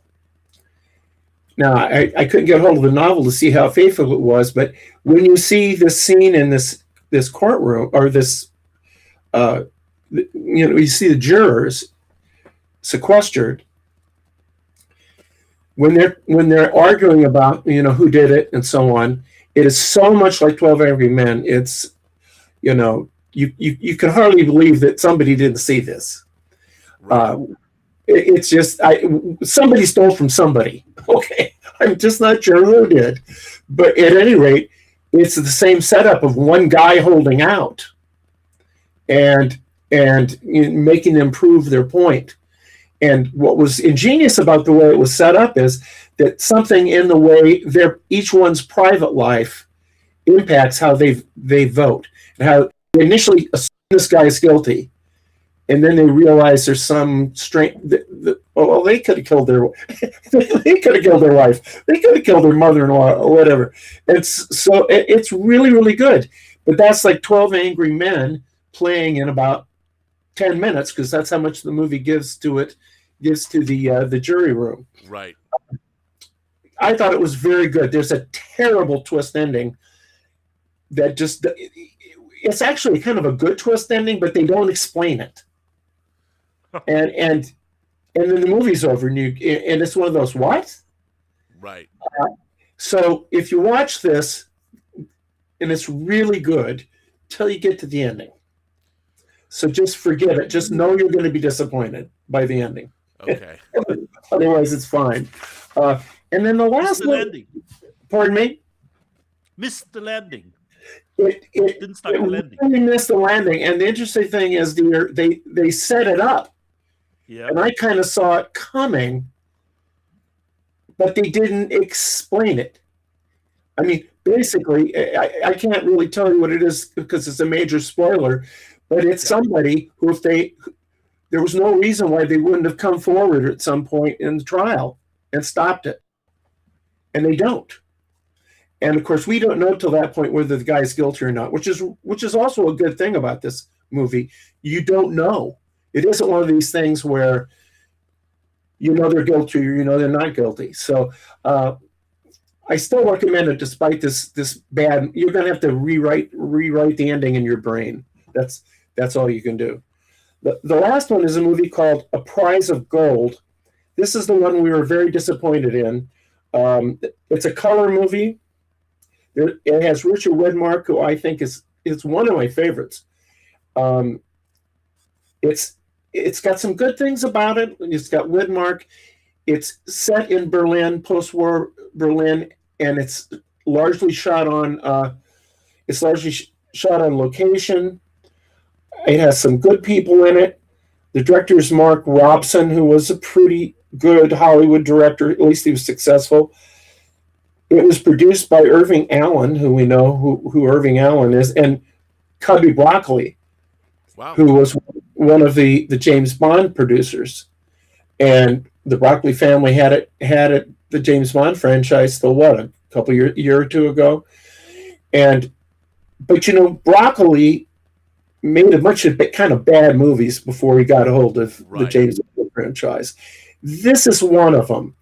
The front end of the movie, Widmark is kind of a mildly sleazy army sergeant who's kind of a fixer kind of guy. You think he probably is involved a little bit in the black market. They're not super overt about that, but he falls in love with this woman who's helping a bunch of orphans. Now, whenever there's a whole bunch of orphans, particularly if they sing a song or two, you're in trouble. That's never a good sign. Choruses of orphans in a movie, run for the hills. So there's this very unlikely romance with this woman, all the heartstrings being pulled by these urchins. And then in the last half of the movie, because he wants to help all the orphans, there's a big heist. We're going to steal a bunch of gold bullion from the military. And it's much more watchable then. And it's very watchable, but it's an incredibly stupid heist. I mean, it's just like, it's one of those where why are you doing that? Why don't you do this? What about that? And that's what you spend the whole last hour of the movie watching. The other thing that I noticed about this thing, which just really got me, was here they are shooting on location in Berlin. So they take him to this nice restaurant, which is clearly seems to be on location. And then when they come in for the close-ups, it's all the worst back projection you've ever seen. Every actor is outlined in black, and they're trying to set this stupid romance up, and all you're looking at is this is horrible. This is horrible. And so I would have given this box set a 10. I'm taking it down to an 8 because you really don't need to watch A Prize of Gold unless you're like a Richard Widmark fan, and I am. So that's it, gentlemen, for my. So there was verisimilitude a little bit missing, considering A Prize of Gold. Well, but they were shooting a lot in Berlin. Yeah. On the street, and so they had a combination of verisimilitude. Did I say it right, Rob? Verisimilitude, yes. Finally. And then horrible studio stuff and horrible back projection. And I forgot. An abysmal title song. Ouch. Ooh. Well, you know how those 50s movies have these title.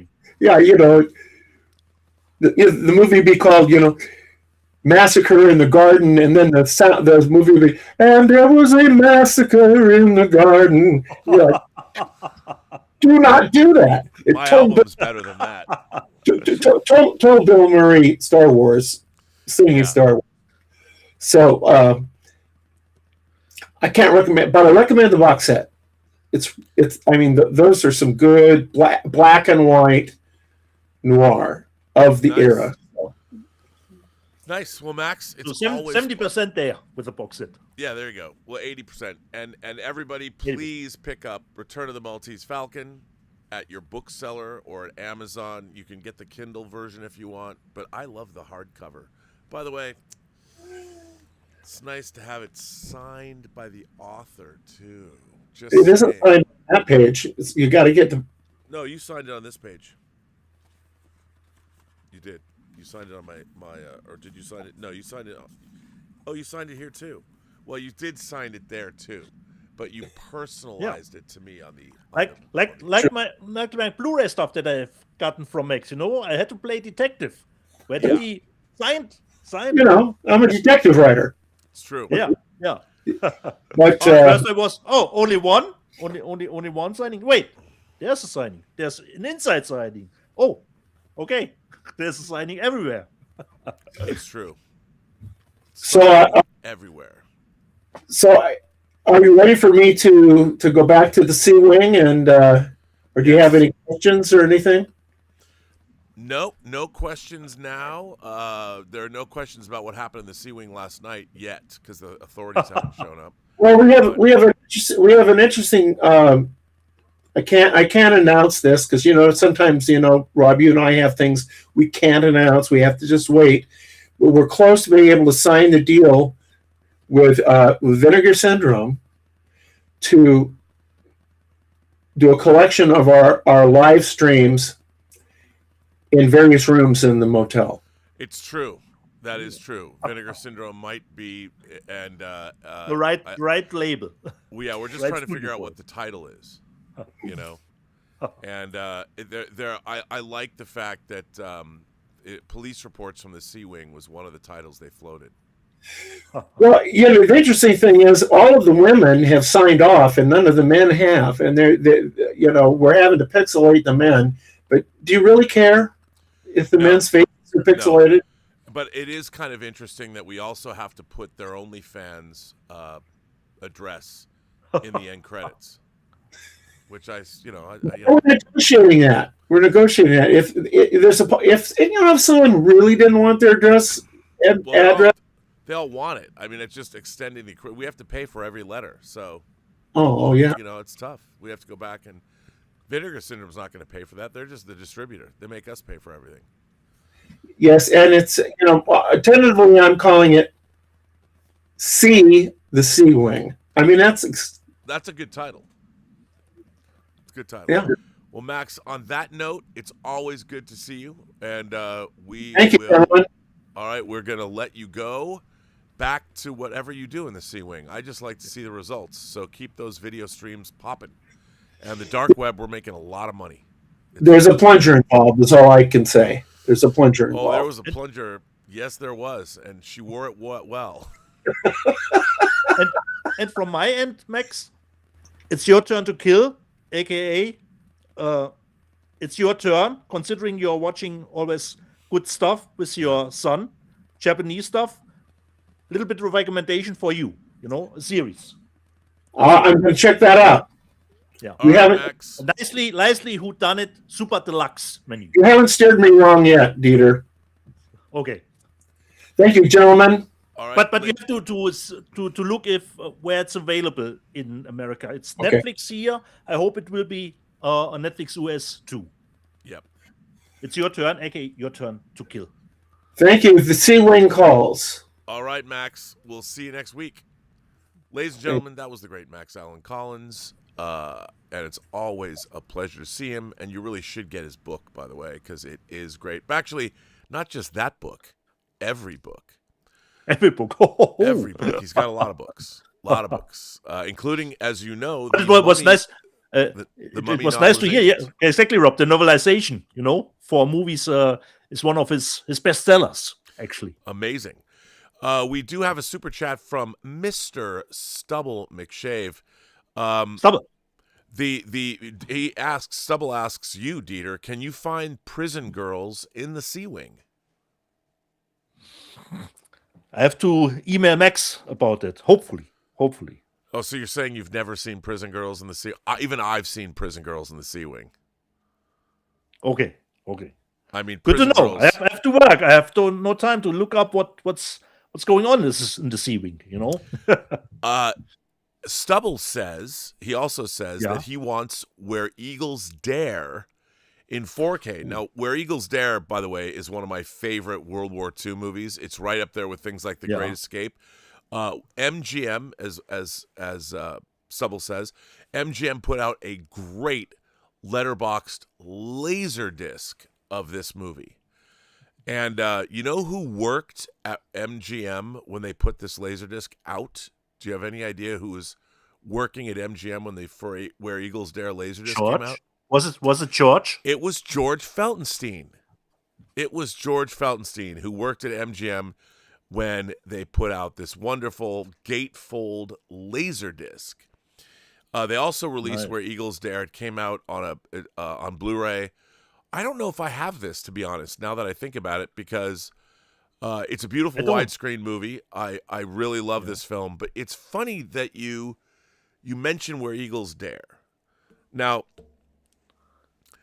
I cannot confirm or deny that there might be some plans in the future, maybe in 2026, maybe in 2027, maybe in 2026. Who knows? I certainly don't. But knowing that George Feltenstein produced the Laserdisc, or he was at MGM when they made the Laserdisc, I would say that George Feltenstein is aware of the fact that there are many people that want to see Where Eagles Dare in 4K. That's all I'm saying. He's aware. Okay. He's aware. He's aware. He's aware. George Feltenstein is aware. And I know for a fact, because I love this movie, that by the way, this movie also has a great soundtrack. I have the soundtrack on CD. Yeah. It's great. This movie's great. It's a great Clint Eastwood movie. It's a great Richard Burton movie.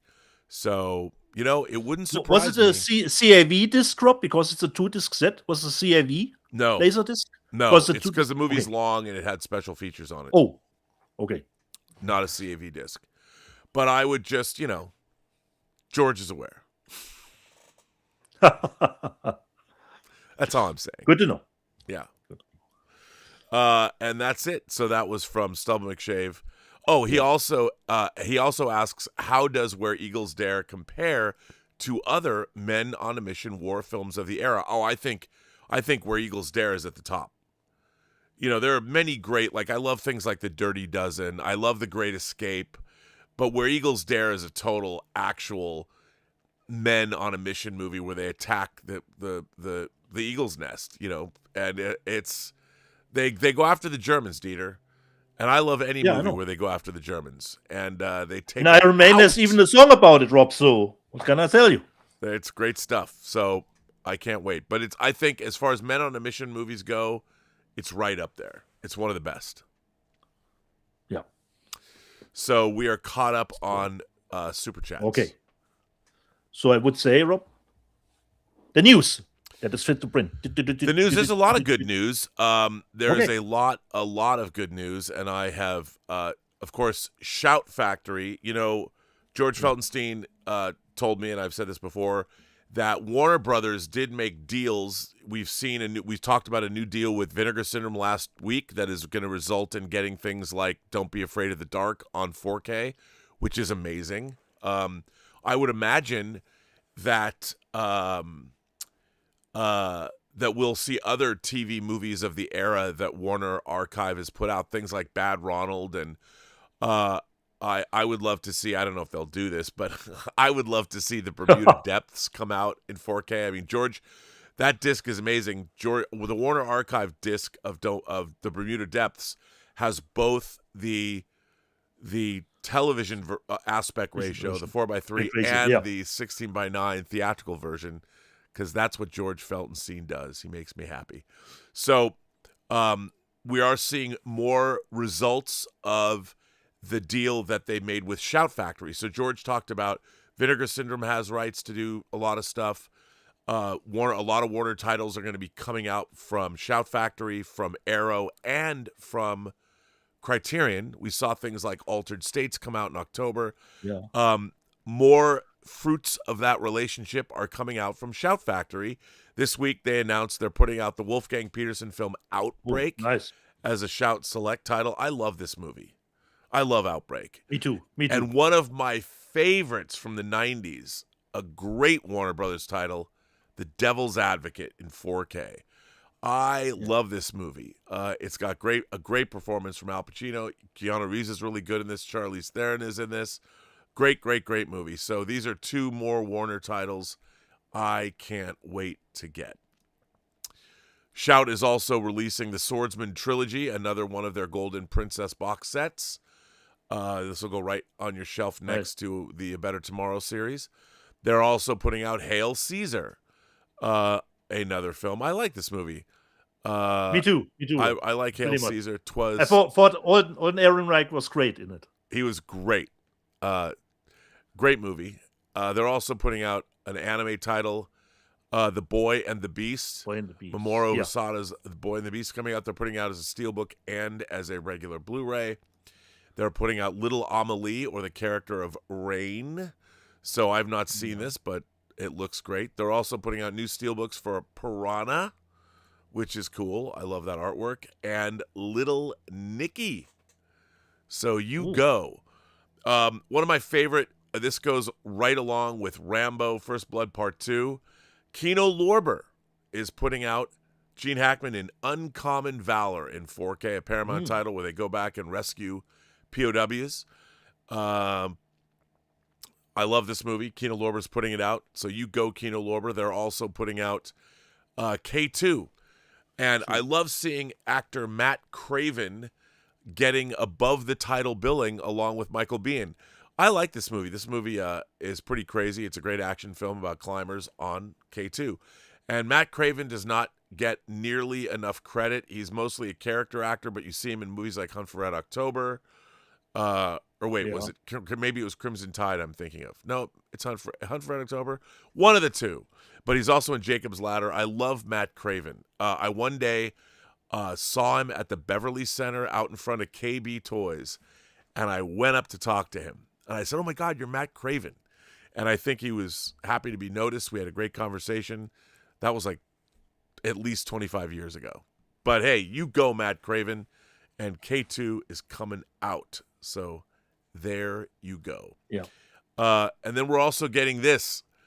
I don't know what Vampire Time Travelers is, Dieter, but all I know is I want it. I want Vampire Time Travelers. I don't know anything about Vampire Time Travelers. I don't know how Vampire Time Travelers... in the butt, Rob. Yeah. Fight her in the butt. What can I say about Vampire Time Travelers that hasn't already been said? But let's look it up, shall we? Let's find out. What label is this, Rob? This is coming from Visual Vengeance. And Vampire Time Travelers is from 1998, and it stars Lynn Baker, Ali Elk, Kat Fascino, J.C. Grigg, and Jeremy German. And a group of college girls pledging a sorority stumble into a hallucinatory mix of low-budget, butt-biting vampires.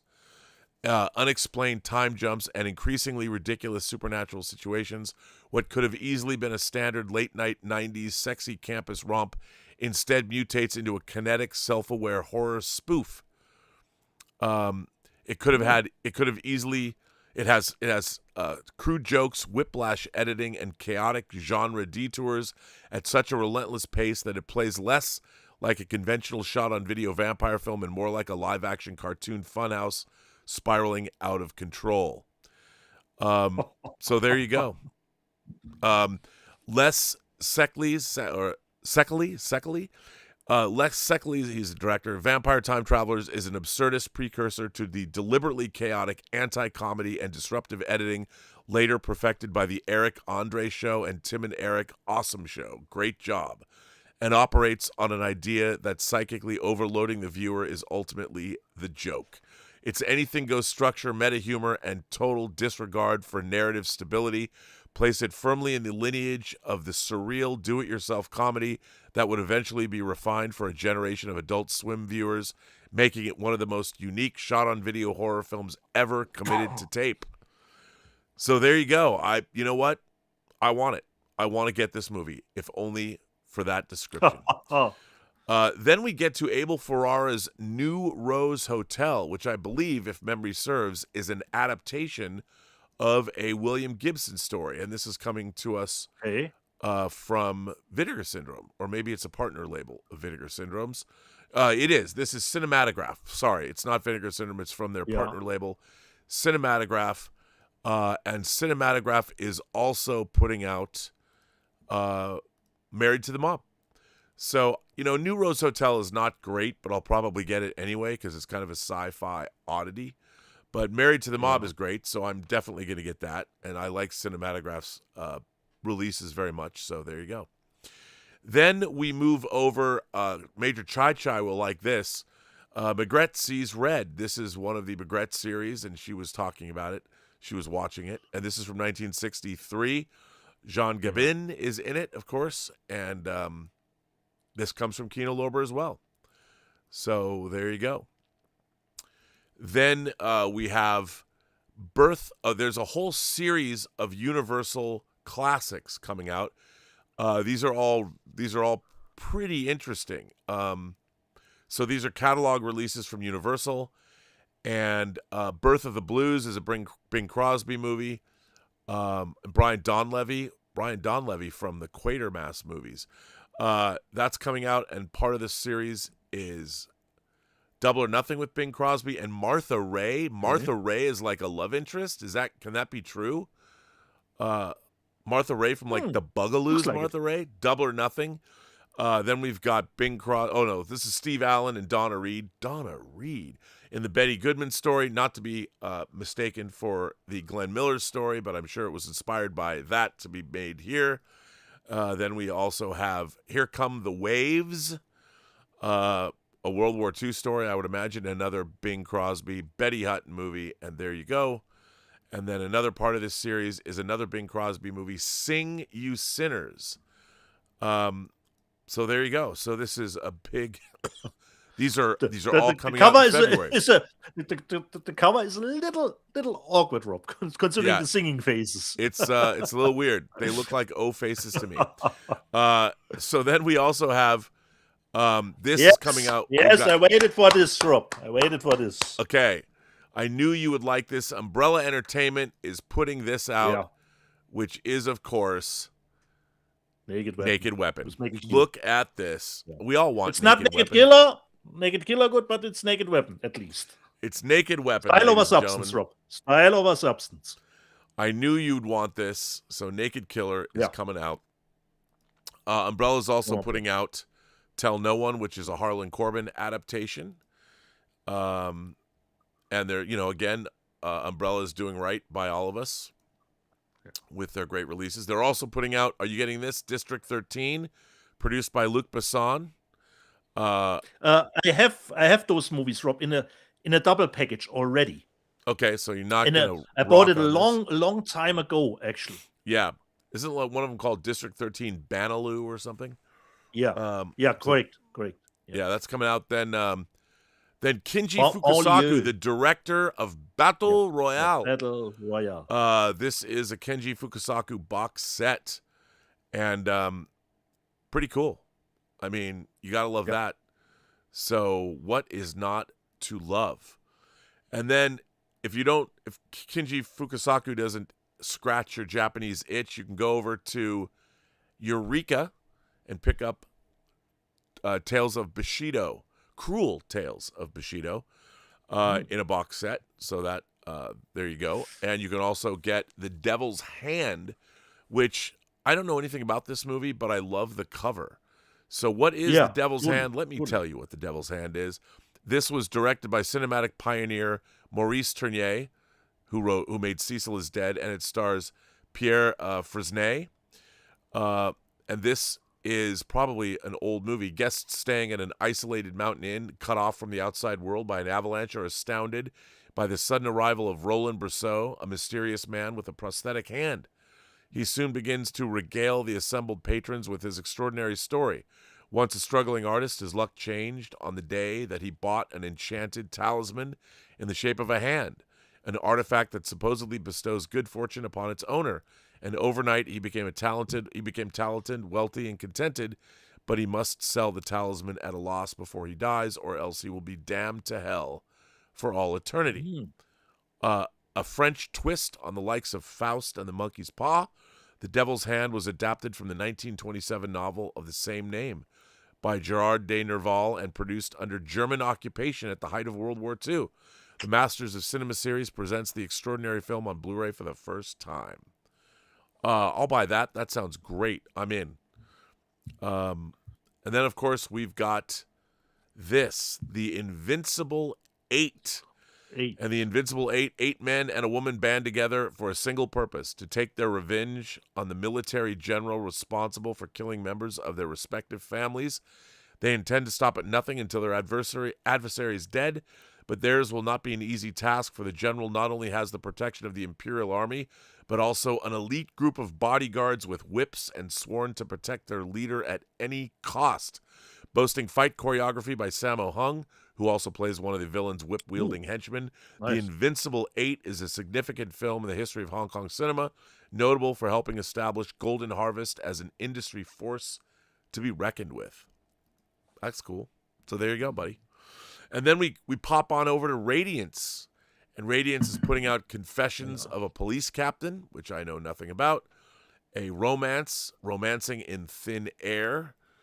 And then also Matador from Almodovar. This is a great release. I love this movie. Matador is coming out. And also Time to Play by Jacques Rosé. I don't know what that is. Or Rosé. I don't know how to pronounce. It sounds good if I say Rosé. Looks like a wild orgy on a boat. Yeah, I'm looking at this. Time to Play is right. That's what I have to say. That's coming out. And also, I love this, Highway to Hell. I think Bob Peake's son painted this artwork. It looks very Matthew Peake. Looks very Nightmare on Elm Street. I love this movie. Yeah. So why not pick that up? That's coming out from Radiance. It's their sister label, Transmission. So, hey, another genre movie that we can buy. Now, this is pretty interesting. Oh, wait, I need to go back to where I was. There is a label called, let me see. Let me get to this label. Where is this label? I had it, and then hang on. I've got to find out where is this? Hang on. Here it is. Refuse Films has a new sub-label called Disc Rot. I kid you not. Yeah. Oh. And it says that each. Hang on. Let me move over. So here's their first release from Disc Rot. Each Disc Rot release is duplicated individually in a run of 666 copies. These discs are not factory pressed for a mass market audience. They are burned Blu-ray discs, aka BDRs, produced within a punk rock do-it-yourself ethos to exist, circulate, and endure on physical media outside of industrial replication. Each disc is marked for bootlegging purposes only. Each title is priced at $20 or $25 for both Series 0 releases, no slipcovers, no video masters. Refuse Films is envisioning Disc Rot as a bi-monthly release line. The Disc Rot Series 0 releases will be the now out-of-print, gloriously delightful My Bloody Banjo from 2015. And this is the first one. And Eating Miss Campbell, which is this. Eating Miss Campbell. That look more like a chainsaw to me, Rob, than a banjo. And because they're OOP, they're Disc Rot. Both titles feature newly recorded exclusive audio commentaries and selected extras from their original Refuse Film releases, and are limited to 666 copies each. So there you go. And you can get them at refusefilms.com. It's a new bootleg sub-label from Refuse. So I don't know anything about these movies, but hey, they are coming. Maybe worth picking up just because of the novelty of it all. Kino Lorber is also putting out the movie Euphoria with Cindy Williams, Harry Dean Stanton, and Fred Ward, and I believe none of them are still alive. So I've seen this movie. It was relatively amusing, but Kino Lorber's putting it out, so hey. Then the Snow Creature, Dietz. The Snow Creature is coming. I don't know if I can. This is coming from Vinegar Syndrome. It's from 1954. The Snow Creature came at a critical point in the atomic age 1950s, as it represents a reworking of the older King Kong story into an entirely new piece of lore. Yeah, I don't know if I'm going to be buying this, but it might be interesting. Half man, half monster. A riff on King Kong. There you go. Then we have Imprint is putting out a box set, the Magnificent 7 collection from Down Under. So if you're a Magnificent 7 fan, they are putting this out, which that's pretty cool. What's not to love? And then, of course, there's this 3D Rarities Volume 3. Again, okay. I don't know what rarities they are, but it is coming. Yeah. And it's been restored by the 3D Films Archive, and it has Around the World in Bolex stereo. It's a new collection that will contain over 2 hours of unique three-dimensional treasures from the 1920s through the 70s. And the golden centerpiece of this collection... So it's not really movie strips, just snippets of train rides or something like that? Yeah, it's one-of-a-kind collection will be rare, never-before-seen stereoscopic motion pictures filmed literally around the globe in 16mm Bolex stereo by world-renowned radiologist Dr. Philip Strax. It also has Bandit Island, which is a Lon Chaney Jr. short, Carmen-esque, which is a 1953 short, World's First 3D Comic Book from 1953, and Viewmaster movie preview reels from 53 and 4. And it includes 3D anaglyph glasses and 2D. And an additional Kickstarter goal will be added as the goals are reached. So there you go, 3D Film Archive putting that out. And nice. That's kind of cool. And then finally, we have this, which is A Matter of Time, a film that I don't know much about, but I don't know everything. So what can I say? A Matter of Time is coming out, and this is a film that is from MGM. It's a Blu-ray release of Vincent Minnelli's A Matter of Time, starring Ingrid Bergman, Liza Minnelli, Charles Boyer, Isabella Rossellini, and Tina Almont, and the release is scheduled to arrive on the market January 20th. I don't know where this is coming from. Is this a Warner release? I don't know who is putting it out. This is an enchanting and romantic tale. A simple chambermaid befriends Contessa Sanzani, a woman whose stunning beauty once made her the most sought-after woman in all of Europe, and lives out her fantasies through the older woman's memories. Ooh, I'll watch that. There you go. Every man wants this woman who can make him feel like no one else. So there you go. It's happening.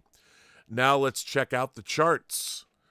So the top-selling Blu-ray discs in all HD formats, the Teenage Mutant Ninja Turtles Trilogy box set is up there.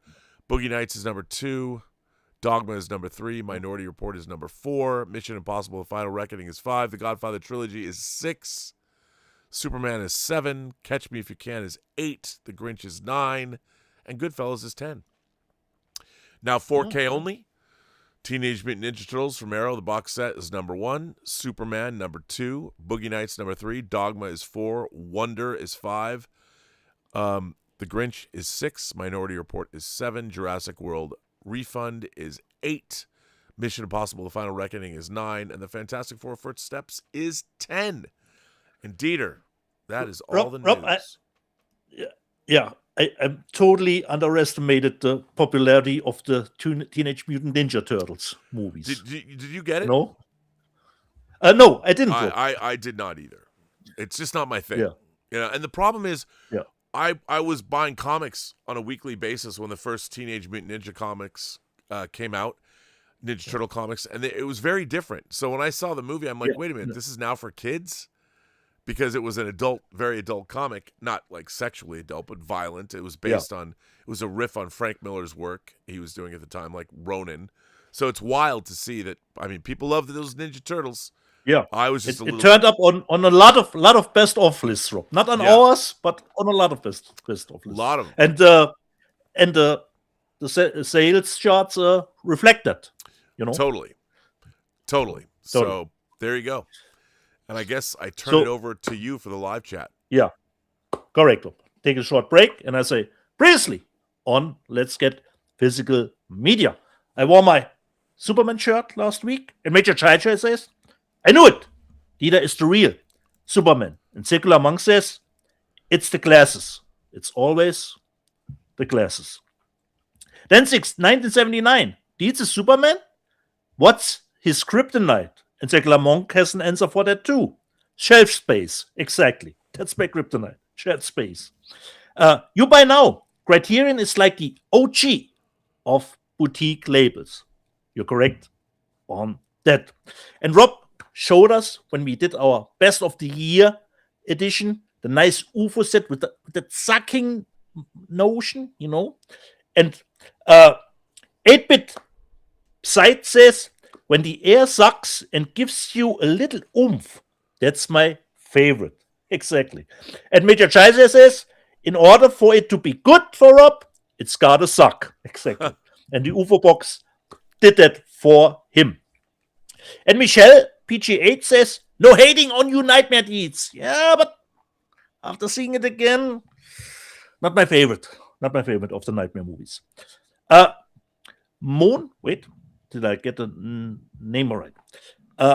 Monosonic Juke Joint. Did I miss what Rob thought of Stranger Things finale? No, we actually didn't really dove into it or talked a lot about it. For me, I have to get past a lot of negative things. There were a lot of great memes that had me laughing and pointed out all the ridiculous things. But for me, there were some nice high points. I can live with the 5th season, but it was the weakest. Rob, I thought so too. I mean, Stranger Things. It's such a weird. Yeah. I mean, I was the. But sorry, Rob, to interrupt, but I hear actually rumblings about a 4K set. Actually, there might. I would imagine. Why not? They should put a big 4K set. Sorry, I think it's so. Well, yeah. I mean, the funny thing about Stranger Things is, it's fine. I had a hard time buying the whole premise. I liked the first season, and I know it was big. It was really a lot of fun, but at the end of the day, it didn't. You know what I wanted? I wanted some existential explanation for the Upside Down and the Mind Flayer and Vecna and all that. And they didn't give it to me. They're just bad guys. Well, okay, and it lost of the dangerous feeling, Rob. Like in the first season, Yeah, you couldn't breathe the air. It was. You really got the sense that this is fucked up. I mean, the Upside Down but it lost its dangerous part. I never felt there was any real peril. That's why I thought the first season, it was really terrifying, and anything could happen, and you really felt that the world was going to end. I never felt that. There was so much going on in season 5, and I'm just there's a lot of things I just didn't buy it. Like, I love the fact if the Upside Down really existed, it would be one of the most significant things in human history. And when I saw that they built a base inside the Upside Down, there would have been that would have been easy peasy. That would have been. I mean, you would have had. Did the whole world exist in the Upside Down? Like, you would have. It just. I'm like, what? There's a few scientists here. There's a big military base in Hawkins. I'm just like, I don't believe this anymore. It just got. And they didn't dove into the military aspect at all, Rob. No, at all. No, it just. I thought the final season was really poorly written, and I watched we've got a lot of funny memes from it. A lot of funny memes. And it was really interesting. Like, why in the final season? Look, I don't care if a character's straight or gay. I really don't. No. But you could have told us this in like, he literally has to sit down and explain it to you. Show it to me. It was the wrong place, Rob, at the wrong time, and poorly handled. Really bad. Really bad. Yeah. And I guess I just assumed he was gay the whole time. So when you're telling me, I'm like, why are we spending time on this? Like, I don't. Yeah. What does it matter? And if it's the fact that he was gay should have had a plot. There should have been something in the plot. I mean, like you saw, I just didn't. It was so weird. The writing, I just didn't understand. I mean, this is the story you want to tell in the final season that you've spent all this money on? It could have been. I think they should have made it very apocalyptic. I mean, you're waiting. I never felt that anybody was in. And the fact that they finished an hour before, there was still an hour left, in the final. I'm like, well, apparently, they just didn't. I would have gone, Rob, from the graduation immediately to them playing Dungeons and Dragons. Oh yeah. I don't need to see the Hopper enjoy scene. That is all stuff that I can fill in headcanon. Yeah, the conversation at the rooftop. It was 1 year in. the other way out. I can't even tell you what they were talking about. No, the writing was bad. Yeah. And I even thought like the set design, like when the set that they're on when Vecna gets killed, I'm like, this looks like a soundstage, dude. This is it? Like this is probably was. And it was. I mean, I'm like, this is it? And Angry Joe had a great part where he lost his mind considering Nancy reloading the M16, where he just that's the problem, not the problem, but it's modern movie making. The people don't have to use the guns actually anymore, just make it look like you were shooting, we do it in post through CGI, I will send you that clip. It was funny. I didn't even notice it at first, but when Henry Joe pointed out, okay, there's some mishandling of a weapon here. Yeah, it's not good. Yeah. Didn't dig it. Okay. So back to you. So much on Stranger Things. Secular Monk. Still haven't seen Sinners. Horror films aren't generally my thing. Yeah, but Sinners is entry level horror. Secular Monk. You can easily watch Sinners. I'm sure of that.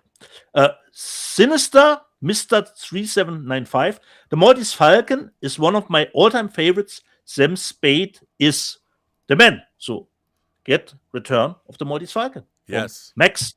And Richard Curtis, I rewatched Hard Target again recently. It's still fun, and maybe John Woo's best US movie.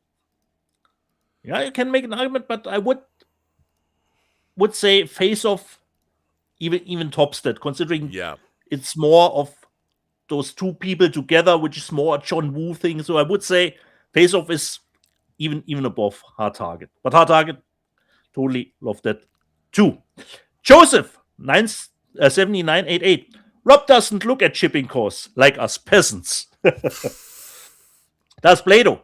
I got a damaged package in the mail from Amazon, and when I complained about it, I got a lifetime ban on Amazon. That's actually does Play-Doh seems strange to me. Yes, their packaging has gotten worse over time. Wait, he got a lifetime ban? Yeah.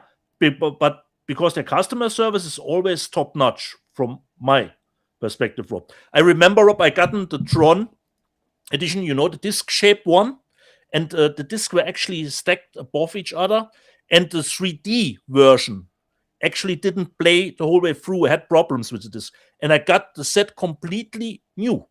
I didn't have to send it back. It sent completely new set for it, Wow. So I'm baffled by this does Play-Doh.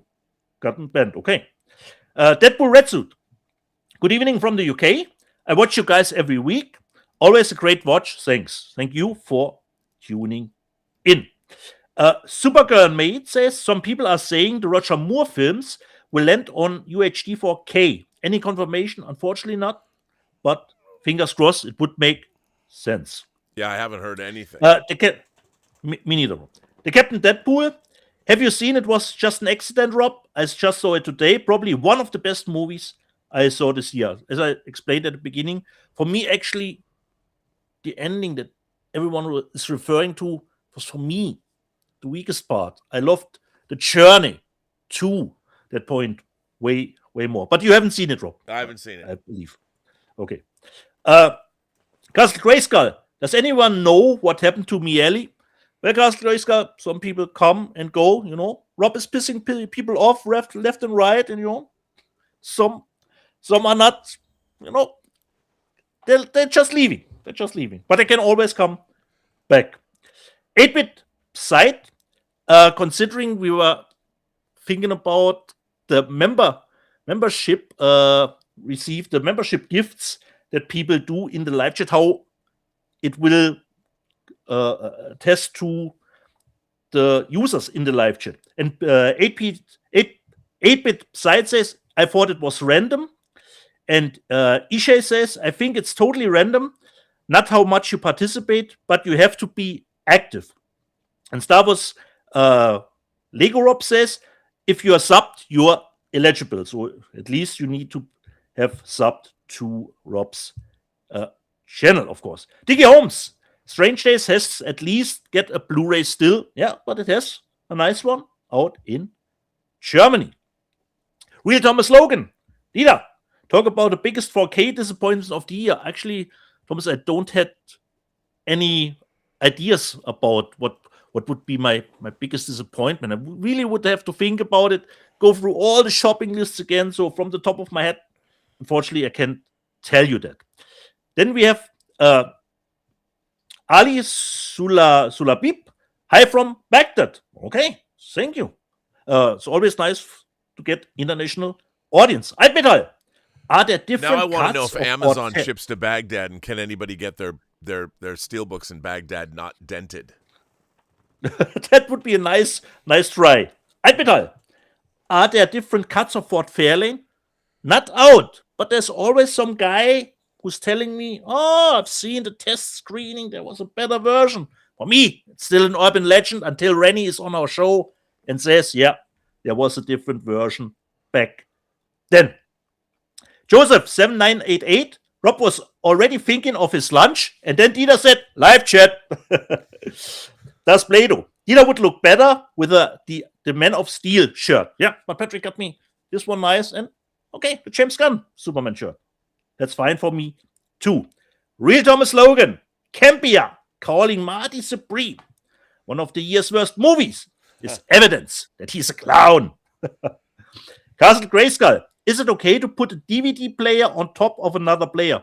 That shouldn't be a problem. If the ventilation is good enough, so for me, you can easily put two players above each other. Shouldn't be a problem. Or Rob, do you think it would be a problem? No, not at all. Put players above? Not at all. Not at all.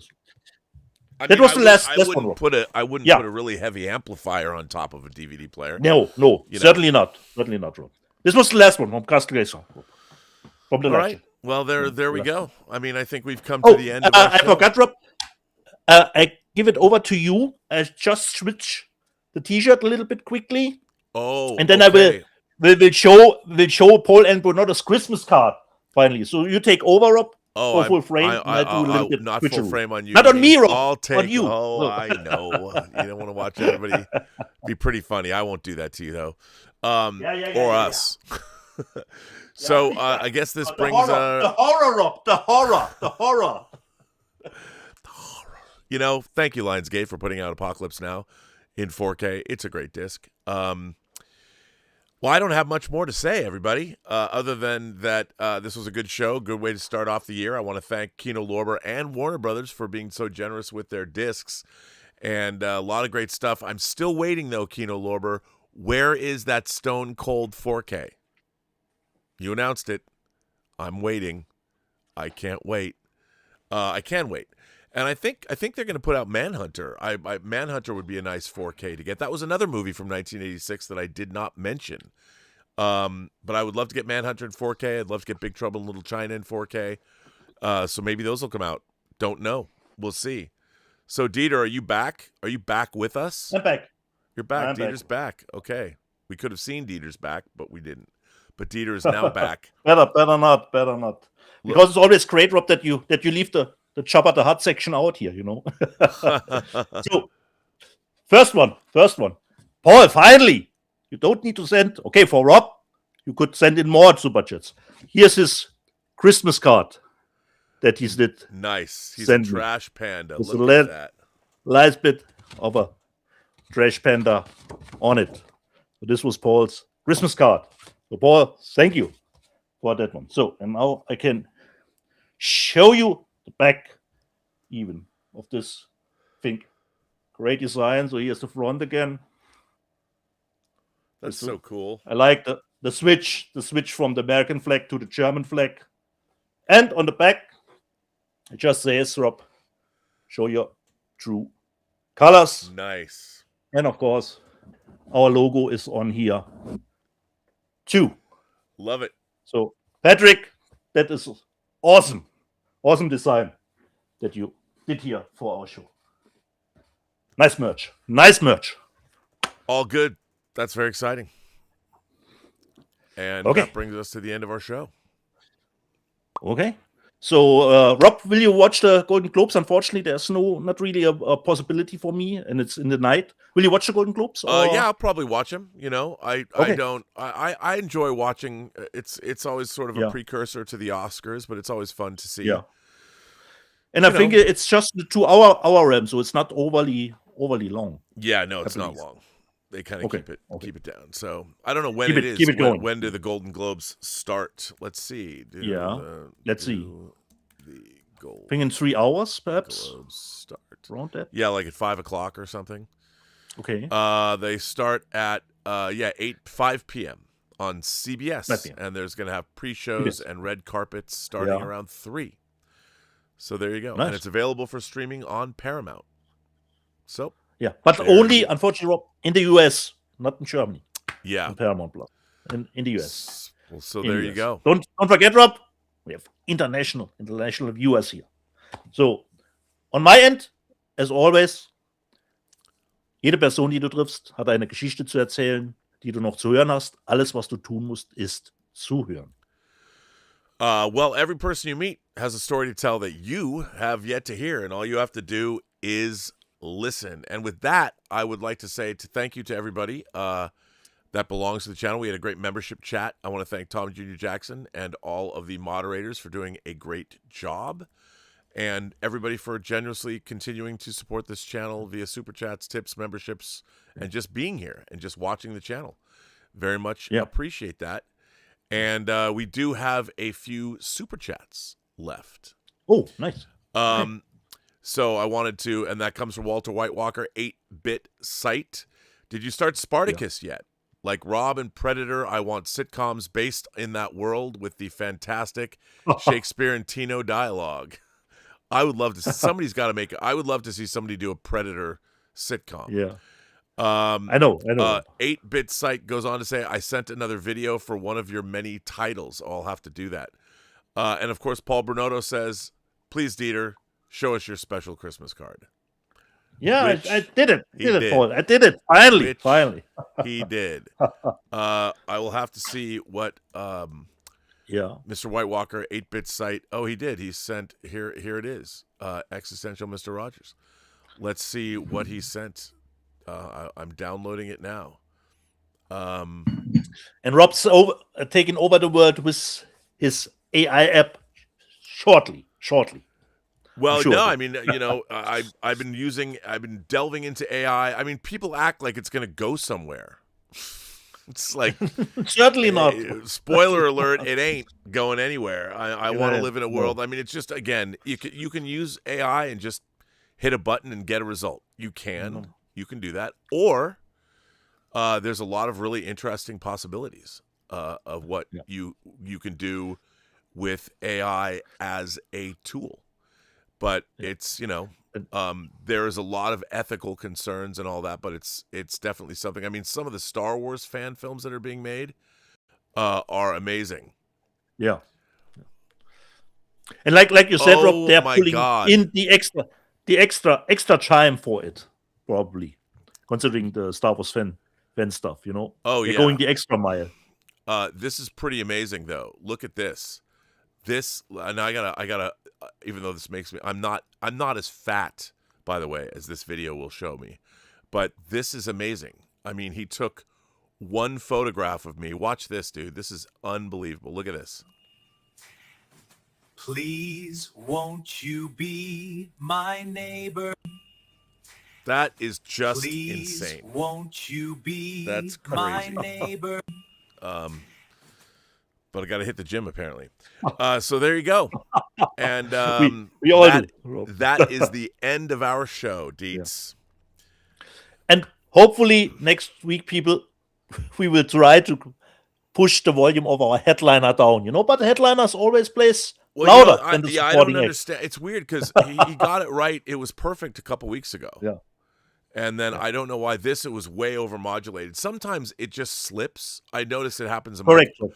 I have to check on my computer before I do every show, so it doesn't. Yeah, and me too. I'm trying to get it right, But the headliner plays on 12, Rob. That's right. That's right. I mean, we've got our volume here for a couple weeks. We had it pretty dialed in. So it was the loudest Max has ever been. So clearly something slipped. Maybe because he was doing interviews and things like that. That's how you make a point, Yeah, there you go. There you go. All right, everybody. We will see you next week. I'll see you on the Campy Show, and I'll be doing a show later tonight. Awesome. All right.